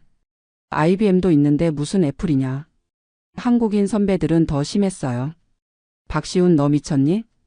겨우 생긴 회사에 돈을 넣는다고? IBM 주식을 사든지 아니면 은행에 저금을 해. 그게 안전한 길이야. 심지어 한국에 있는 부모님께도 전화가 갔어요. 아들이 미국에서 도박을 한다고요. 어머니는 울먹이시며 전화하셨어요. 시훈아, 학비 아껴서 장사는 하지 마라. 공부만 열심히 해라. 하지만 저는 확신이 있었어요. 전자공학을 공부한 사람으로서 애플의 기술이 얼마나 혁신적인지 알 수 있었거든요. 그들이 만든 건 단순한 컴퓨터가 아니라 완전히 새로운 패러다임이었어요. 그래서 결심했어요. 생활비로 아껴둔 $5,000에다가 은행에서 학자금 대출까지 받아서 $5,000를 더 마련했어요. 총 $10,000로 애플 주식 454주를 샀습니다. 1980년 12월 12일 역사적인 날이었어요. 아침 일찍 증권회사에 가서 주문을 넣었죠. 주가가 $22에서 시작해서 하루 만에 $32까지 올랐어요. 첫날부터 50% 수익률을 기록한 거죠. 그때 연구실 동료들이 깜짝 놀라더라고요. 야, 박시훈이 하루 만에 $5,000 벌었다고. 운이 정말 좋네. 이제 팔고 나와라. 하지만 저는 팔지 않았어요. 이건 시작에 불과하다고 생각했거든요. 애플의 진짜 가치는 아직 드러나지도 않았다고 봤어요. 1980년대는 정말 힘든 시기였어요. 1985년에 스티브 잡스가 회사에서 쫓겨났거든요. 이사회와 갈등을 빚다가 결국 나가게 된 거예요. 그때 애플 주가가 폭락했어요. 주변에서는 난리가 났죠. 봐라, 애플은 이제 끝이다. 창업자도 나갔는데 무슨 미래가 있겠냐. 지금이라도 팔아라. 확실히 흔들렸어요. 주가가 계속 떨어지는데 정말 제가 잘못 판단한 건 아닌가 싶었거든요. 하지만 그래도 팔지 않았어요. 왜냐하면 애플의 기술은 여전히 뛰어났거든요. 매킨토시 컴퓨터를 써보니까 여전히 다른 회사들보다 몇 년은 앞서 있었어요. 문제는 경영이지 기술은 아니라고 생각했어요. 1990년대는 더 힘들었어요. 애플이 정말 망할 뻔했거든요. 시장 점유율이 5%까지 떨어졌고 주가는 역사상 최저점을 기록했어요. 그때 모든 사람이 저를 미쳤다고 했어요. 박시훈, 너 정말 고집불통이다. 15년 동안 손해만 보고 있잖아. 이제라도 손절하고 나와라. 심지어 아내도 걱정했어요. 당신 이제 그만해요. 우리 아이들 교육비도 생각해야죠. 그 돈으로 집이라도 사요. 정말 외로웠어요. 온 세상이 저를 비웃는 것 같았거든요. 하지만 포기할 수 없었어요. 제가 본 애플의 기술력은 가짜가 아니었거든요. 1997년 드디어 기회가 왔어요. 스티브 잡스가 애플로 돌아온다는 소식이 들린 거예요. 12년 만에 복귀였죠. 그 소식을 들었을 때 정말 가슴이 뛰었어요. 이제 진짜 시작이구나. 17년을 기다린 보람이 있겠구나. 그런 생각이 들었어요. 1998년에 아이맥이 나왔어요. 반투명한 컬러풀한 디자인의 컴퓨터였는데 완전히 새로운 바람을 일으켰어요. 애플 주가가 서서히 오르기 시작했죠. 2001년에는 아이팟이 나왔어요. 음악을 1,000곡이나 담을 수 있는 작은 기계였죠. 이때부터 애플이 완전히 달라졌어요. 단순한 컴퓨터 회사가 아니라 라이프 스타일을 바꾸는 회사가 된 거예요. 그때 처음으로 제 투자 가치가 원금을 넘어섰어요. 21년 만에 드디어 수익이 난 거죠. 아내가 그제서야 인정하더라고요. 당신이 옳았네요. 정말 대단해요. 하지만 진짜 혁명은 2007년에 일어났어요. 아이폰이 나온 거죠. 스마트폰이라는 완전히 새로운 기기였어요. 전화, 컴퓨터, 음악 플레이어가 하나로 합쳐진 거였죠. 아이폰 발표를 보는 순간 저는 확신했어요. 이제 세상이 바뀔 거다. 애플이 정말로 세계를 지배할 거다. 실제로 그렇게 됐어요. 아이폰이 나온 이후 애플 주가가 로켓처럼 치솟았어요. 제 포트폴리오 가치가 기하급수적으로 늘어났죠. 2010년에 드디어 억대 자산가가 됐어요. 1만 달러로 시작한 투자가 30년 만에 100배가 된 거예요. 그때 정말 감격스러웠어요. 30년 동안의 고생이 헛되지 않았구나. 그런데 더 놀라운 일이 기다리고 있었어요. 아이패드, 애플워치가 계속 나오면서 주가가 계속 올랐거든요. 지금은 처음 투자금의 몇천 배가 됐어요. 가장 기분 좋았던 건 과거에 저를 비웃던 사람들의 변화였어요. 예전에 저를 미쳤다고 하던 선배가 전화를 했어요. 시훈아, 미안하다. 내가 옳았구나. 어떻게 그걸 알았니? 지도 교수님도 나중에 인정하시더라고요. 내가 잘못 생각했다. 너의 안목이 정말 대단했다. 어떻게 그런 확신을 가질 수 있었니? 하지만 저는 자만하지 않았어요. 성공했다고 해서 생활을 바꾸지도 않았고요. 여전히 검소하게 살고 있어요. 다만 아이들 교육에는 투자를 많이 했죠. 큰아들 준호는 지금 구글에서 시니어 엔지니어로 일하고 있어요. 스탠포드에서 컴퓨터 공학을 전공했는데 아버지의 기술적 안목을 물려받은 것 같아요. 실리콘밸리에서 인정받는 엔지니어가 됐죠. 딸 미나는 로펌에서 파트너 변호사로 일해요. 하버드 로스쿨을 나왔는데 꼼꼼하고 논리적인 성격이에요. 지금은 우리 가족 자산 관리를 담당하고 있어요. 두 아이 모두 성공해서 정말 뿌듯해요. 교육에 투자한 보람이 있는 것 같아요. 이제 3세대가 모두 풍요롭게 살 수 있게 됐거든요. 저는 투자할 때 몇 가지 원칙이 있어요. 첫째, 기술을 이해해야 한다는 거예요. 저는 전자공학을 전공했기 때문에 애플의 기술이 얼마나 혁신적인지 알 수 있었어요. 둘째, 장기적 관점으로 봐야 한다는 거예요. 단기적인 주가 변동에 휘둘리면 안 돼요. 정말 좋은 회사라면 시간이 지날수록 가치가 증명되거든요. 셋째, 군중 심리를 거스를 용기가 있어야 해요. 모든 사람이 반대할 때 투자해야 진짜 수익을 볼 수 있어요. 남들과 똑같이 하면 평범한 결과밖에 얻을 수 없거든요. 지금도 저는 계속 투자하고 있어요. 애플뿐만 아니라 다른 기술 회사들도 보고 있고요. 인공지능, 전기차, 우주항공 분야에 관심이 많아요. 요즘 젊은 분들에게 하고 싶은 말이 있어요. 투자라는 건 단순히 돈을 버는 게 아니에요. 미래를 보는 안목을 기르는 거예요. 어떤 기술이 세상을 바꿀지 공부하고 그 변화에 함께하는 거죠. 많은 사람들이 저에게 물어봐요. 다음 애플은 어떤 회사일까요? 어떤 주식을 사야 할까요? 하지만 저는 단순한 종목 추천은 하지 않아요. 대신 이렇게 말해요. 기술을 공부하세요. 세상이 어떻게 변화하고 있는지 관찰하세요. 그리고 정말 확신이 설 때만 투자하세요. 지금 생각해보니 1980년 그때가 정말 특별한 시기였어요. 개인용 컴퓨터가 막 등장하던 때였거든요. 지금으로 치면 인공지능이 막 시작되는 시기와 비슷해요. 그때 애플에 투자한 거는 운이 아니었어요. 충분한 공부와 확신이 있었기 때문이에요. 전자공학을 전공한 사람으로서 기술의 방향을 읽을 수 있었거든요. 물론 44년이라는 긴 시간이 필요했어요. 그 사이에 수없이 많은 유혹이 있었죠. 팔고 싶은 순간이 몇 번이나 있었고요. 하지만 끝까지 참았기 때문에 이런 결과를 얻었어요. 지금 저는 쿠퍼티노에서 정말 행복하게 살고 있어요. 애플 본사에서 차로 10분 거리에 있는 집인데 가끔 산책하다 보면 애플파크가 보여요. 44년 전 투자한 그 회사가 지금은 세계 최고 기업이 됐다니 정말 감개무량해요. 한국에도 자주 가요. 모교인 KAIST에서 특강을 하기도 하고 장학금도 지원하고 있어요. 어려운 환경에서 공부하는 후배들을 보면 과거의 제 모습이 떠올라요. 그들에게도 말해주고 싶어요. 지금은 힘들어도 포기하지 마세요. 공부하고 노력하면 반드시 기회가 와요. 그 기회를 잡을 준비를 하고 있으세요. 요즘 손자들이 클 때가 되니까 이 자산을 어떻게 물려줄지 고민이 돼요. 돈만 물려주는 게 아니라 제대로 된 가치관도 함께 전수하고 싶거든요. 그래서 손자들에게 투자 교육을 시키고 있어요. 단순히 주식을 사고 파는 방법이 아니라 기업의 가치를 보는 눈을 기르게 하고 있죠. 세상을 바꾸는 기술에 관심을 갖게 하고 있고요. 아직도 애플 주식은 계속 보유하고 있어요.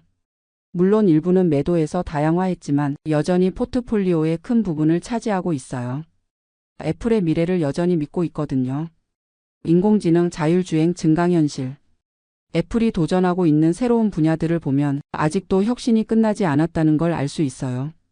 앞으로 10년, 20년 후에도 계속 성장할 거라고 봐요. 67세가 된 지금 돌아보니 인생에서 가장 잘한 일이 애플 투자였어요.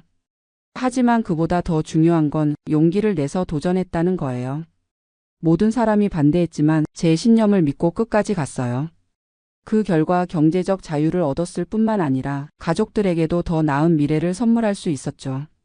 젊은 분들에게 마지막으로 하고 싶은 말이 있어요. 안전한 길만 가지 마세요. 정말 확신이 서는 일이 있다면 용기를 내서 도전해 보세요. 물론 실패할 수도 있어요. 하지만 도전하지 않으면 성공할 기회도 없거든요. 저처럼 44년을 기다릴 각오가 있다면 분명 보상이 따를 거예요. 기술을 공부하고 세상의 변화를 관찰하고 확신이 설 때 과감하게 투자하세요. 그리고 무엇보다 끝까지 참을 수 있는 인내심을 기르세요.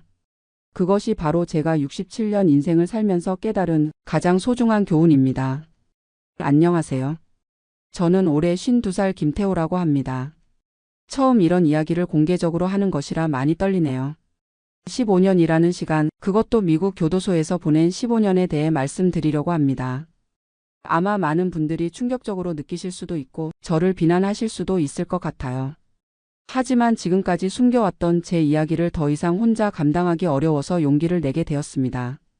저는 1995년에 25살의 나이로 미국 로스앤젤레스에 유학을 갔습니다. 컴퓨터 공학을 전공하려고 했었죠. 당시에는 미국 IT 붐이 한창이었고 젊은 나이에 실리콘밸리에서 성공하겠다는 꿈을 가지고 있었어요. 부모님께서는 집까지 담보로 잡고 유학비를 마련해 주셨습니다. 그 마음이 얼마나 간절했는지 지금도 생각하면 가슴이 아픕니다. 하지만 현실은 생각보다 훨씬 어려웠어요. 영어는 생각보다 늘지 않았고 학업은 따라가기 힘들었습니다. 무엇보다 생활비가 부족했어요. 처음에는 한인마트에서 아르바이트를 했지만 시급이 너무 낮았어요.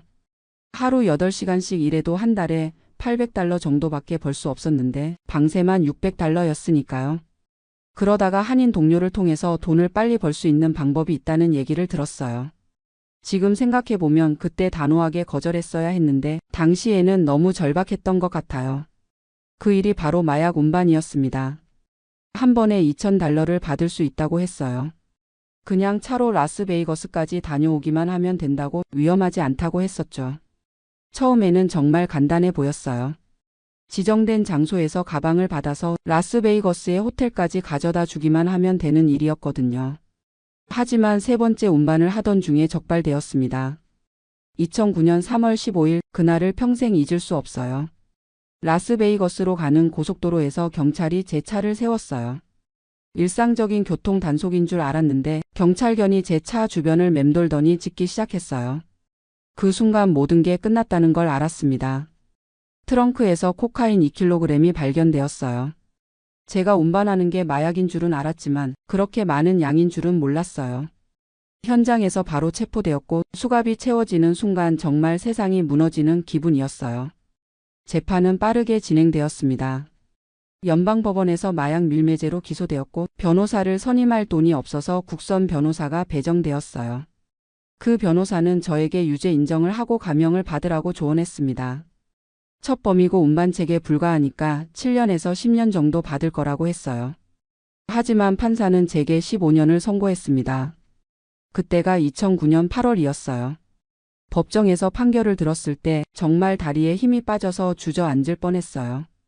15년이라는 시간이 얼마나 긴 시간인지 실감이 나지 않았어요. 부모님께 전화를 드렸을 때가 가장 힘들었어요. 어머니는 전화기 너머로 울음소리만 들리셨고 아버지는 한동안 아무 말씀도 하지 못하셨어요.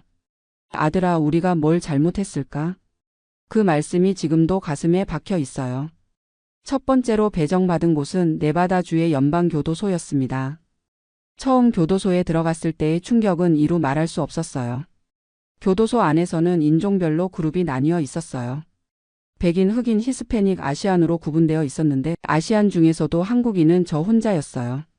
첫날 밤 감방에 들어가는데 룸메이트가 멕시코계 미국인이었어요. 그는 제가 한국인이라는 걸 알고는 노골적으로 무시했어요. 여기서 살아남으려면 강해져야 한다고 말하면서요. 언어 장벽이 가장 큰 문제였어요. 교도관들이 하는 말을 제대로 이해할 수 없었고 제가 하는 말도 그들이 이해하지 못했어요. 한 번은 복통이 심해서 의무실에 가고 싶다고 했는데 교도관이 제 말을 이해하지 못해서 하루 종일 아픈 배를 움켜쥐고 있어야 했어요. 다음 날에야 겨우 의무실에 갈 수 있었죠. 교도소 안에서의 하루는 새벽 5시에 시작되었어요. 점호를 받고 아침 식사를 한 후에는 각자 배정받은 일을 해야 했어요. 저는 처음에 세탁실에서 일했어요. 하루 8시간씩 제수복을 세탁하고 건조하는 일이었죠. 시급은 25센트였어요. 한 달에 $40 정도 벌 수 있었는데 그 돈으로 캔틴에서 라면이나 비누 같은 생필품을 사야 했어요. 교도소 안에서 가장 중요한 건 라면이었어요. 정말 신기하게도 라면이 교도소 안의 화폐 역할을 했어요. 라면 1개로 비누 1개를 살 수 있었고 라면 10개면 잡지 1권을 살 수 있었어요. 식사는 정말 끔찍했어요. 아침에는 딱딱한 시리얼과 우유, 점심에는 정체불명의 고기와 콩, 저녁에는 파스타나 감자 정도였어요. 김치는 꿈도 꿀 수 없었죠. 제일 무서웠던 건 다른 죄수들과의 갈등이었어요. 교도소 안에는 암묵적인 규칙들이 있었어요. 어디에 앉으면 안 되는지, 누구와 말하면 안 되는지, 어떤 행동을 하면 안 되는지. 그런 걸 모르고 실수라도 하면 바로 표적이 되었어요. 한 번은 샤워실에서 흑인 죄수와 시비가 붙었어요. 제가 샤워하는 시간이 너무 길다고 하면서 시비를 걸었는데 사실 저는 그 사람이 뭐라고 하는지 절반도 이해하지 못했어요. 그냥 쏘리 하면서 얼른 나왔는데 그 모습이 다른 죄수들에게는 겁쟁이로 보였나 봐요. 그 이후로 몇 달 동안 계속 괴롭힘을 당했어요. 음식을 뺏어가거나 일부러 저를 밀치고 지나가거나 제 침대에 쓰레기를 버리기도 했어요. 그때 정말 자살하고 싶었어요. 매일 밤 잠들기 전에 내일 아침에 깨어나지 않았으면 하고 생각했어요. 그러던 중에 한 사람을 만났어요. 데이빗이라는 중국계 미국인이었는데 저보다 10살 정도 많았어요. 그는 사기죄로 20년을 선고받고 이미 8년째 복역 중이었어요. 데이빗이 저에게 교도소에서 살아남는 법을 가르쳐 줬어요. 여기서는 약해 보이면 안 된다고 했어요. 하지만 불필요하게 강해 보일 필요도 없다고 했죠. 그는 저에게 영어를 가르쳐 줬어요. 매일 저녁 1시간씩 감방에서 영어 공부를 했어요. 특히 교도소에서 쓰이는 은어들을 알려줬죠. 셀리는 감방을 뜻하고 피시는 새로운 죄수를 뜻하고 하우스는 자기가 속한 그룹을 뜻한다고 했어요. 데이빗은 또 제게 운동을 하라고 권했어요. 몸이 건강해야 정신도 건강하다고 말하면서요. 처음에는 팔굽혀펴기 10개도 하기 힘들었는데 매일 조금씩 늘려나갔어요. 3년 후에는 팔굽혀펴기 200개, 윗몸 일으키기 300개까지 할 수 있게 되었어요. 운동을 하면서 몸이 단단해지니까 다른 죄수들도 저를 함부로 대하지 않게 되었어요. 하지만 가장 힘든 건 가족과의 연락이었어요. 전화를 걸 수 있는 시간이 정해져 있었고 한 번에 15분밖에 통화할 수 없었어요. 게다가 분당 $5씩 나가는 비싼 요금 때문에 자주 전화할 수도 없었어요. 부모님과 통화할 때마다 가슴이 찢어지는 것 같았어요. 어머니는 항상 아들아 잘 먹고 있니? 하고 물어보셨는데 잘 먹고 있어요라고 대답하는 게 너무 힘들었어요. 면회는 한 달에 한 번만 가능했는데 부모님이 한국에서 오시기는 너무 어려운 일이었죠. 그래서 15년 동안 단 2번만 면회를 받았어요. 한 번은 수감 3년 차에 부모님이 오셨고 또 한 번은 10년 차에 동생이 왔어요. 부모님이 오셨을 때를 잊을 수 없어요. 면회실에서 유리창 너머로 마주 앉았는데 아버지의 머리가 완전히 하얗게 새어 있었어요. 어머니는 제게 손을 내밀려고 하다가 유리창에 부딪혔어요. 그때 어머니가 미안하다 아들아. 엄마가 미안해라고 말씀하시는데 왜 어머니가 미안하다고 하시는지 이해할 수 없었어요. 잘못한 건 저인데. 그 면회 이후로 한동안 정말 폐인이 되었어요. 아무것도 하기 싫고 운동도 그만두고 하루 종일 침대에만 누워 있었어요. 그때 데이빗이 저를 다시 일으켜 세워줬어요. 내 부모님이 원하는 게 이런 모습일까? 라고 물어보면서요. 내가 포기하면 너희 부모님도 포기하게 된다고 했어요. 그래서 다시 마음을 다잡았어요. 영어 공부를 더 열심히 하고 운동도 다시 시작했어요. 5년 차부터는 교도소 내 도서관에서 일할 수 있게 되었어요. 그곳에서 정말 많은 책을 읽었어요. 하루에 한 권씩은 읽었던 것 같아요. 처음에는 그림이 많은 어린이 책부터 시작했어요. 영어 실력이 늘면서 점점 어려운 책들을 읽을 수 있게 되었죠. 특히 자기계발서를 많이 읽었어요. 7해버츠 오브 하이그램 HLY 이펙티브 피펄, 싱크 언드 그로 리치, 더 파워 오브 파저티브 싱킹그램 같은 책들이요. 그 책들을 읽으면서 제 인생을 되돌아보게 되었어요. 왜 이런 선택을 했는지, 앞으로 어떻게 살아야 할지 고민하게 되었죠. 8년 차에는 컴퓨터 수업을 들을 수 있게 되었어요. 일주일에 2시간씩이었지만 마이크로소프트 오피스 프로그램들을 배울 수 있었어요. 원래 컴퓨터 전공이었기 때문에 금방 익혔죠. 10년 차부터는 다른 재수들에게 컴퓨터를 가르치는 일을 했어요. 영어도 많이 늘었고 사람들과 소통하는 것도 자연스러워졌어요. 그때부터 제가 달라지기 시작했다고 생각해요. 더 이상 피해자 의식에 사로잡혀 있지 않고 제 삶을 주도적으로 살아가려고 노력했어요. 12년 차에는 교도소 내에서 고등학교 검정고시를 봤어요. 미국에서는 GED라고 하는데 고등학교 졸업장과 같은 효력을 가지고 있어요. 그 시험을 통과한 후에는 대학 과정도 들을 수 있게 되었어요. 통신대학이었지만 경영학을 전공할 수 있었어요. 감옥에서 대학을 다닌다는 게 이상하게 들릴 수도 있지만 저에게는 정말 소중한 시간이었어요. 공부를 하면서 시간도 빨리 지나갔고 무엇보다 미래에 대한 희망을 가질 수 있었어요. 교도소 생활 후반부에는 여러 프로그램에 참여했어요. 약물 중독 치료 프로그램, 분노 조절 프로그램, 취업 준비 프로그램 등이었죠. 그 중에서 가장 도움이 된 건 약물 중독 치료 프로그램이었어요. 비록 제가 마약을 직접 사용한 건 아니었지만 왜 그런 위험한 일에 손을 댔는지 심리적인 원인을 파악할 수 있었어요. 결국 저는 돈에 대한 욕심과 성공에 대한 조급함 때문이었어요. 미국에서 빨리 성공하고 싶었고 부모님께 자랑스러운 아들이 되고 싶었던 마음이 판단력을 흐렸던 거죠. 출소를 1년 앞둔 2023년부터는 본격적으로 출소 준비를 했어요. 사회복귀 프로그램에 참여해서 이력서 쓰는 법, 면접 보는 법을 배웠어요. 하지만 현실은 녹록지 않았어요. 15년의 공백기를 어떻게 설명할 것인지, 전과 잘하는 신분으로 어떤 일을 할 수 있을지 막막했어요. 2024년 3월 15일 드디어 출소하는 날이 왔어요. 15년 만에 교도소 문을 나서는 순간 정말 꿈인지 현실인지 구분이 안 되었어요. 세상은 정말 많이 바뀌어 있었어요.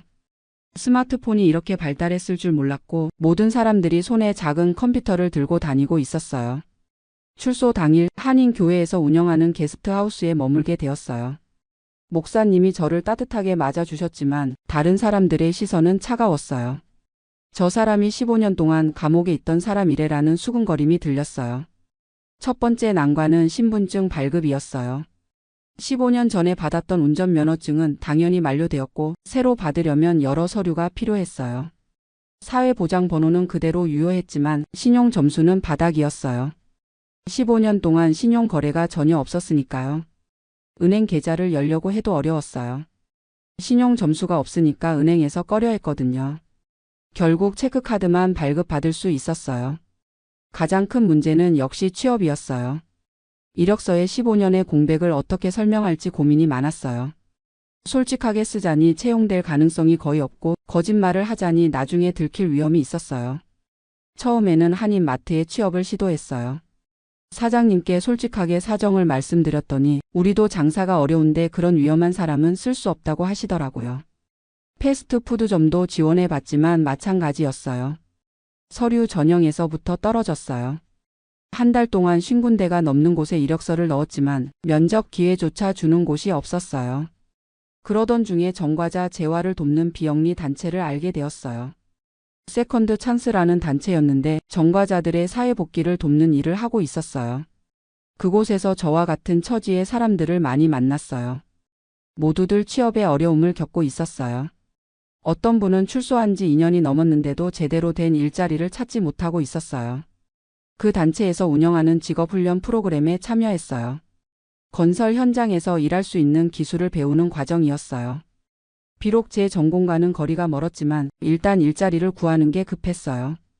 3개월 과정을 마친 후에 건설회사에 취업할 수 있었어요. 사장님은 정과자들을 많이 고용하는 분이었어요. 사람은 누구나 실수할 수 있다며 기회를 주셨어요. 시작 급여는 시간당 15달러였어요. 하루 8시간 주 5일 일하면 월 2,400달러 정도 벌 수 있었어요. 15년 만에 받는 첫 월급이었어요. 첫 급여를 받던 날 정말 울컥했어요. 비록 많은 돈은 아니었지만 제 손으로 번 정당한 돈이라는 게 너무 뜻깊었어요. 하지만 현실은 여전히 어려웠어요. 방세만 월 800달러였고 식비, 교통비, 핸드폰 요금 등을 내고 나면 거의 남는 게 없었어요. 게다가 몸이 일에 적응하지 못해서 매일 온몸이 아팠어요. 15년 동안 교도소에서 운동을 했지만 실제 육체 노동과는 차원이 달랐어요. 일주일 만에 손바닥이 까지고 어깨와 허리가 아파서 잠을 이루기 어려웠어요. 그래도 포기할 수는 없었어요. 이 일마저 놓치면 다시 갈 곳이 없었거든요. 동료들은 대부분 히스패닉계였는데 처음에는 저를 경계했어요. 아시안이 건설 현장에서 일하는 경우가 흔하지 않았거든요. 하지만 열심히 일하는 모습을 보여주면서 점차 인정받게 되었어요. 교도소에서 배운 스페인어도 도움이 되었고 컴퓨터를 다룰 수 있다는 점도 플러스 요인이었어요. 6개월 후에는 시간당 18달러로 인상되었고 현장 관리 업무도 맡게 되었어요. 그 즈음 한국에 있는 부모님께 안부 전화를 드렸어요. 15년 만에 드리는 전화였어요. 어머니가 전화를 받으셨는데 제 목소리를 듣고는 한참 동안 말을 하지 못하셨어요. 그러더니 아들아 살아있구나라고 하시면서 우셨어요. 어머니 저 출소했어요. 지금 일도 하고 있어요 라고 말씀드렸더니 그래 아들아. 이제 새 출발이구나라고 하셨어요. 아버지와도 통화했는데 목소리가 많이 늙으셨더라고요. 아버지 건강하세요? 라고 물어봤더니 아들이 무사하니까 이제 건강해질 거야 라고 하셨어요. 그 통화 후에 정말 힘이 났어요. 부모님이 저를 포기하지 않고 기다려 주셨다는 게 너무 감사했어요. 1년이 지난 지금 저는 여전히 그 건설 회사에서 일하고 있어요. 현재는 현장 감독 보조 역할을 하고 있고 시간당 22달러를 받고 있어요. 작은 원룸이지만 제 집도 구했어요. 신용 점수도 조금씩 올라가고 있고 미래에 대한 계획도 세우고 있어요. 요즘은 주말마다 지역 도서관에서 봉사활동을 하고 있어요. 컴퓨터를 잘 모르는 어르신들께 기초적인 사용법을 알려드리는 일이에요. 교도소에서 배운 것들이 이렇게 도움이 될 줄 몰랐어요. 또 한 달에 한 번씩은 세컨드 찬스 단체에서 강연을 하고 있어요. 새로 출소한 분들께 제 경험을 나누고 희망을 잃지 말라고 격려하는 일이에요. 처음 강연을 했을 때는 정말 떨렸어요. 제 부끄러운 과거를 공개적으로 말하는 게 쉽지 않았거든요. 하지만 제 이야기를 듣고 눈물을 흘리는 분들을 보면서 이 일이 의미 있다는 걸 깨달았어요. 특히 기억에 남는 분이 있어요. 마약 관련 죄로 10년을 복역하고 출소한 40대 남성분이었는데 출소 후 6개월 동안 일자리를 찾지 못해서 거의 포기 상태였어요. 그분께 제 이야기를 해드리고 함께 이력서도 다시 써드렸어요. 2주 후에 연락이 왔는데 창고 관리 일자리를 구했다고 하시더라고요. 그때 정말 뿌듯했어요. 제가 누군가에게 도움이 될 수 있구나 하는 생각이 들었거든요. 요즘 제가 가장 관심을 갖고 있는 건 기술 교육이에요. 교도소에서 컴퓨터를 배웠던 경험을 살려서 전과자들을 위한 IT 교육 프로그램을 만들고 싶어요. 건설 현장에서 일하면서 번 돈을 조금씩 모아서 온라인으로 컴퓨터 관련 강의도 듣고 있어요. 웹 개발, 데이터베이스 관리 같은 분야를 공부하고 있어요. 목표는 2년 후에 IT 관련 일자리로 이직하는 거예요. 그리고 장기적으로는 전과자들을 위한 직업훈련센터를 만들고 싶어요. 물론 아직도 어려움은 많아요. 가끔 사람들이 제 과거를 알게 되면 태도가 달라져요. 15년이나 감옥에 있었던 사람이라는 시선으로 보는 거죠. 얼마 전에는 아파트에서 이사를 나가라는 통보를 받았어요. 다른 입주민이 제 전과를 알고 집주인에게 항의를 했던 거예요. 결국 다른 곳으로 이사를 가야 했죠. 또 한 번은 은행에서 대출을 신청했다가 거절당했어요. 신용 점수는 많이 올랐지만 여전히 전과자라는 이유로 위험 인물로 분류되는 거예요. 연애도 쉽지 않아요. 한 번 괜찮은 분을 만났는데 제 과거를 말씀드리고 나서 연락이 끊어졌어요. 이해는 하지만 부담스럽다고 하시더라고요. 가끔 밤에 혼자 있으면 후회와 자책이 밀려와요. 그때 그런 선택만 하지 않았더라면 하는 생각이 들죠. 25살의 저에게 돌아가서 말려주고 싶어요. 하지만 이제는 과거를 바꿀 수 없다는 걸 받아들였어요. 대신 앞으로의 삶을 더 의미 있게 살아가려고 해요. 15년이라는 시간이 제게서 많은 걸 빼앗아갔지만 동시에 많은 걸 가르쳐 주기도 했어요. 인내심을 배웠어요. 교도소에서 15년을 견뎌낸 경험이 있으니까 이제 어떤 어려움이 와도 버틸 수 있다는 자신감이 있어요. 겸손함도 배웠어요. 세상이 제 마음대로 되지 않는다는 걸 깨달았고 작은 것에도 감사할 줄 알게 되었어요. 공감 능력도 늘었어요. 어려운 처지에 있는 사람들의 마음을 이해할 수 있게 되었고 도움을 주고 싶다는 마음도 생겼어요. 무엇보다 진정한 자유의 의미를 알게 되었어요. 자유란 단순히 감옥에 있지 않는 게 아니라 자신의 선택에 책임을 지고 의미 있는 삶을 사는 거라는 걸 깨달았어요. 지금도 매일매일이 새로운 도전이에요. 전과자라는 꼬리표를 달고 살아가는 게 쉽지 않거든요. 하지만 포기하지 않고 계속 앞으로 나아가고 있어요. 얼마 전에 한국에 계신 부모님께 편지를 보냈어요. 그동안 죄송했다는 말씀과 함께 이제는 자랑스러운 아들이 되겠다는 다짐을 적었어요. 아버지께서 답장을 보내주셨는데 아들아, 내가 포기하지 않고 일어선 것만으로도 이미 자랑스럽다고 쓰여 있었어요. 그 편지를 읽으면서 또 울었어요. 내년에는 한국에 가서 부모님을 뵐 계획이에요. 20년 만에 귀국이 될 거예요. 전과자 신분이라 비자 발급이 어려울 수도 있지만 일단 시도해 볼 거예요. 부모님께 직접 사과드리고 그동안 걱정 끼쳐드린 것에 대해 용서를 구하고 싶어요. 요즘 자주 생각하는 게 있어요. 만약 25살에 제가 지금의 저를 만난다면 뭐라고 할까 하는 생각이에요. 아마 형 정말 힘들었겠어요 라고 할 것 같아요. 그리고 하지만 포기하지 않아서 다행이에요 라고 덧붙일 것 같고요. 지금 저와 비슷한 처지에 있는 분들께 하고 싶은 말이 있어요. 포기하지 마세요. 아무리 어둡고 절망적인 상황이라도 반드시 빛이 있어요. 저도 교도소에서 수없이 포기하고 싶었어요. 하지만 버텨냈고 지금은 새로운 인생을 살고 있어요. 물론 쉽지 않아요. 전과자라는 꼬리표는 평생 따라다닐 거예요. 하지만 그것이 인생의 전부는 아니에요. 우리에게도 두 번째 기회가 있어요. 아니, 우리가 그 기회를 만들어가는 거예요. 매일 아침 일어날 때마다 저는 스스로에게 말해요. 오늘도 새로운 하루야. 어제보다 더 나은 사람이 되자. 간혹 제 이야기를 듣고 정말 대단하시네요 라고 말씀해 주시는 분들이 있어요. 하지만 저는 특별한 사람이 아니에요. 그냥 포기하지 않았을 뿐이에요. 15년이라는 시간을 교도소에서 보낸 것, 그것은 제 인생의 가장 큰 실수였어요. 하지만 동시에 가장 큰 교훈이기도 했어요. 지금 저는 52살이에요. 아직 인생이 반 정도 남았죠. 남은 시간을 더 의미 있게, 더 가치 있게 살아가고 싶어요. 특히 저와 같은 처지의 사람들에게 도움이 되고 싶어요. 제가 경험한 어려움과 극복 과정을 나누면서 그들에게 희망을 주고 싶어요. 언젠가는 제 이름으로 재단을 만들어서 전과자들의 사회 복귀를 돕는 일을 하고 싶어요. 직업훈련, 상담, 취업 알선 등을 종합적으로 지원하는 거죠. 그날이 올 때까지 저는 계속 노력할 거예요. 하루하루 성실히 살면서 조금씩 꿈에 다가가겠어요. 이 이야기를 들어주신 모든 분들께 감사드려요. 저의 부끄러운 과거와 현재의 모습을 솔직하게 말씀드렸어요. 혹시 저를 비난하고 싶은 분들도 계실 거예요. 그런 시선도 당연하다고 생각해요. 제가 저지른 잘못은 변명의 여지가 없으니까요. 하지만 사람은 변할 수 있다는 건, 두 번째 기회를 가질 수 있다는 건, 그것만은 믿어주셨으면 해요. 저는 오늘도 새벽 5시에 일어나서 출근 준비를 했어요. 15년 전 교도소에서 일어나던 시간과 똑같아요. 하지만 지금의 5시는 희망으로 가득해요.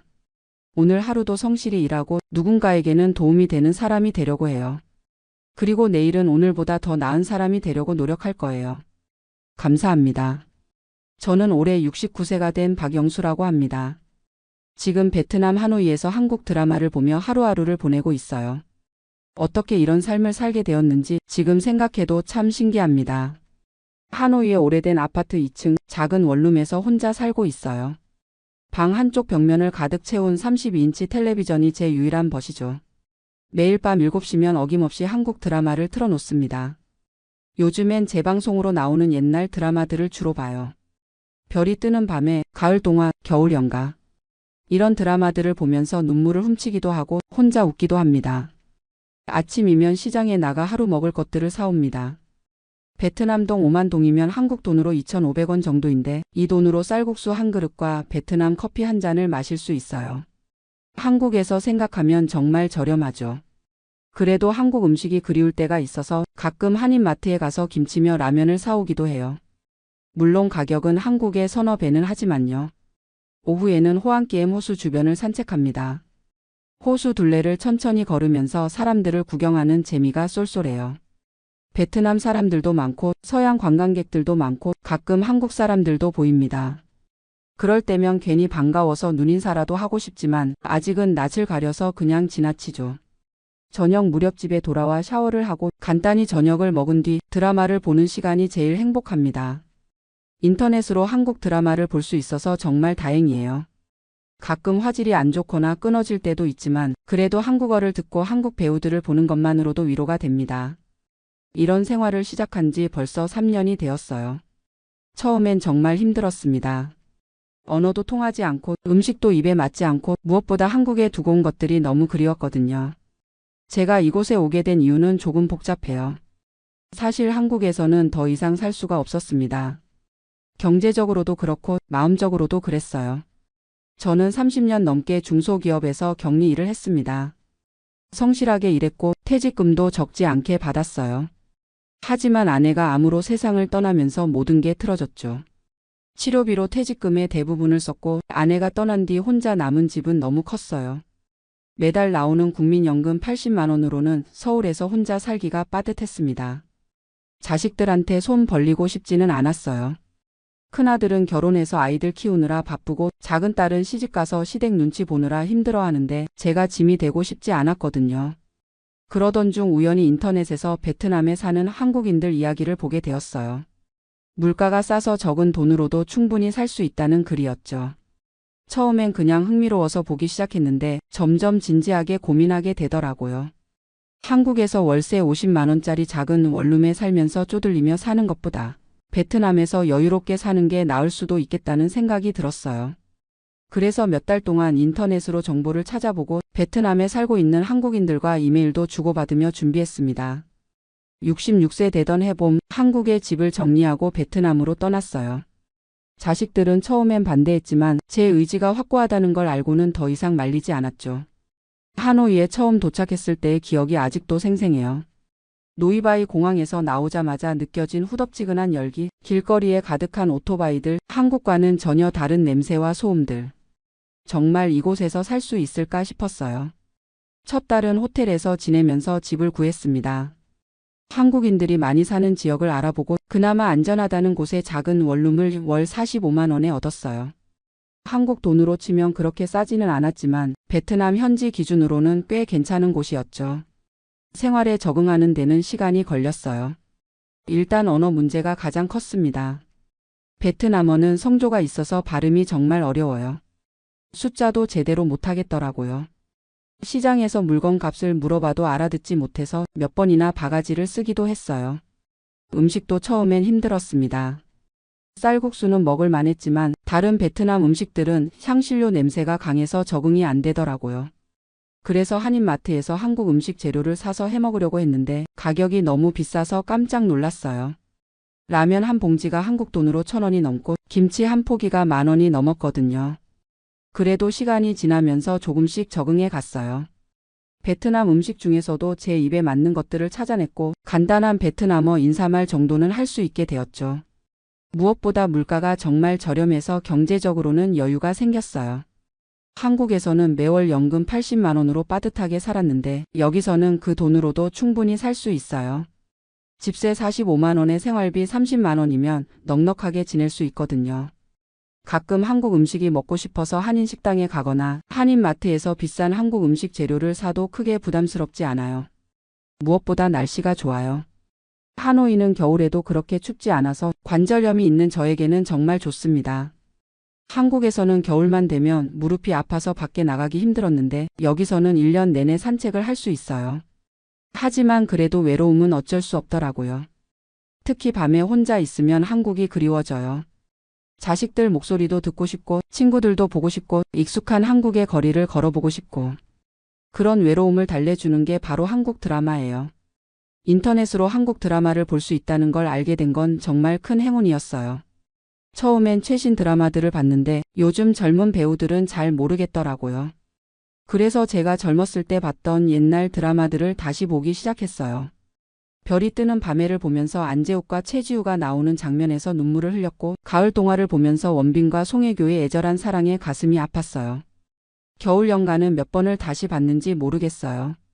배용준과 최지우가 나오는 그 유명한 장면들을 볼 때마다 제 젊은 시절이 떠올라서 괜히 울컥하기도 하고요. 드라마를 보면서 한국어를 듣고 있으면 정말 한국에 있는 것 같은 기분이 들어요. 베트남어와 영어가 뒤섞인 하노이 거리의 소음에 지쳐 있다가 집에 와서 한국 드라마를 틀고 한국말을 들으면 마음이 편안해져요. 요즘은 주말 드라마들도 다시 보고 있어요. 인생은 아름다워, 애정, 이런 가족 드라마들을 보면서 제 가족들 생각도 하고 혼자 사는 제 모습과 비교해 보기도 해요. 가끔은 예능 프로그램도 봅니다. 1박 2일이나 무한도전 같은 걸 보면서 혼자 깔깔 웃어요. 하노이의 조용한 밤에 혼자 웃고 있으면 이웃들이 이상하게 생각할 수도 있겠지만 그런 건 신경 쓰지 않아요. 제가 행복하면 되는 거니까요. 한국 뉴스도 인터넷으로 봅니다. 한국에서 무슨 일이 일어나고 있는지 궁금하거든요.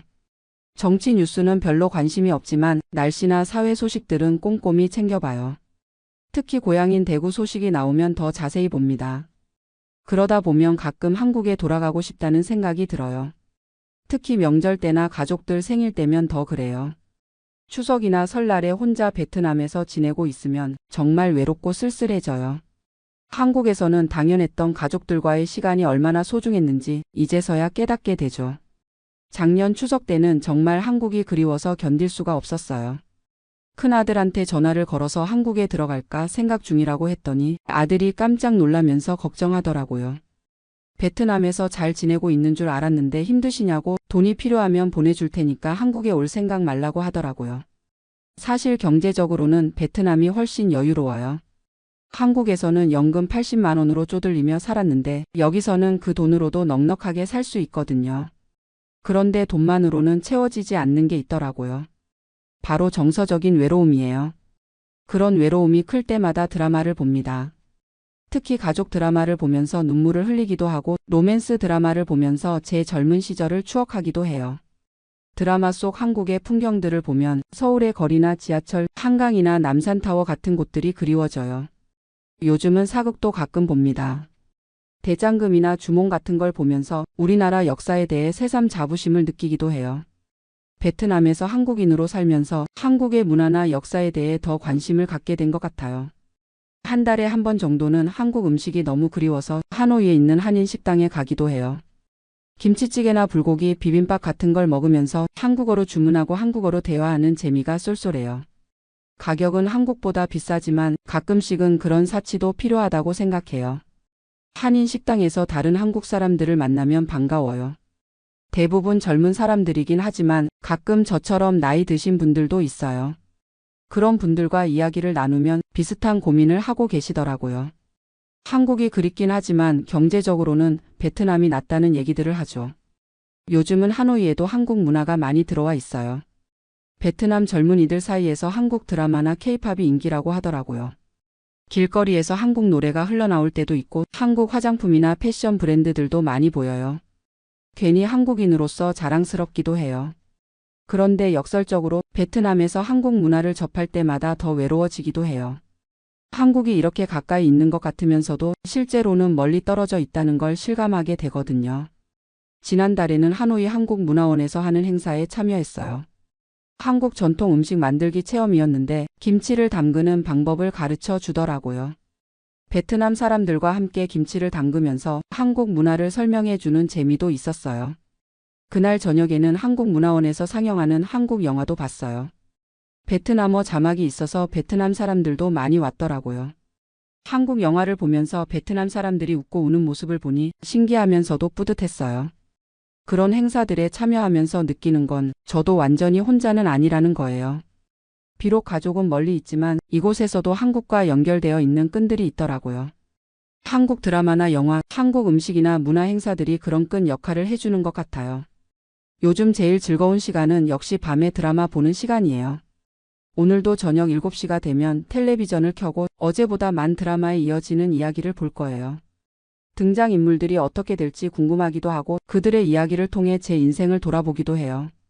가끔은 드라마를 보면서 이런 생각을 해요. 제 인생도 하나의 드라마가 아닐까 하고요. 69년이라는 긴 시간 동안 여러 가지 일들을 겪으면서 지금은 베트남이라는 낯선 땅에서 새로운 챕터를 쓰고 있는 것 같아요. 처음에는 이 선택이 맞는 건지 확신이 서지 않았어요. 한국을 떠나서 혼자 이국 땅에서 사는 게 과연 행복할까 싶었거든요.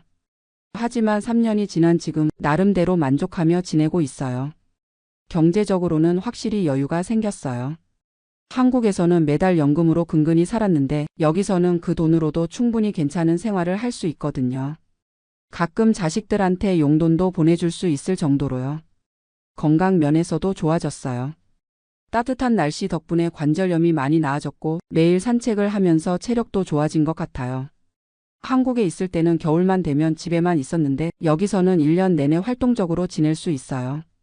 무엇보다 마음의 여유가 생긴 것 같아요. 한국에 있을 때는 항상 돈 걱정을 했거든요. 연금만으로는 부족해서 자식들한테 손을 벌려야 하나 아니면 알바라도 해야 하나 고민이 많았어요. 그런데 여기서는 그런 걱정 없이 하루하루를 편하게 보낼 수 있어요. 물론 외로움은 있어요. 가족들이 그립고 한국이 그리워요. 하지만 그런 외로움도 이제는 제 삶의 일부가 된 것 같아요. 완전히 사라지지는 않지만 견딜 만한 정도로 줄어들었다고 할까요? 한국 드라마가 그런 외로움을 많이 달래주는 것 같아요. 드라마를 보면서 한국어도 듣고 한국 배우들도 보고 한국의 정서도 느낄 수 있거든요. 마치 매일 한국을 방문하는 것 같은 기분이에요. 요즘은 새로운 취미도 생겼어요. 베트남어 공부를 시작했거든요. 나이가 들어서 외국어를 배우는 게 쉽지는 않지만 조금씩 늘어가는 재미가 있어요. 시장에서 베트남어로 인사를 하면 상인들이 신기해하면서 웃어줘요.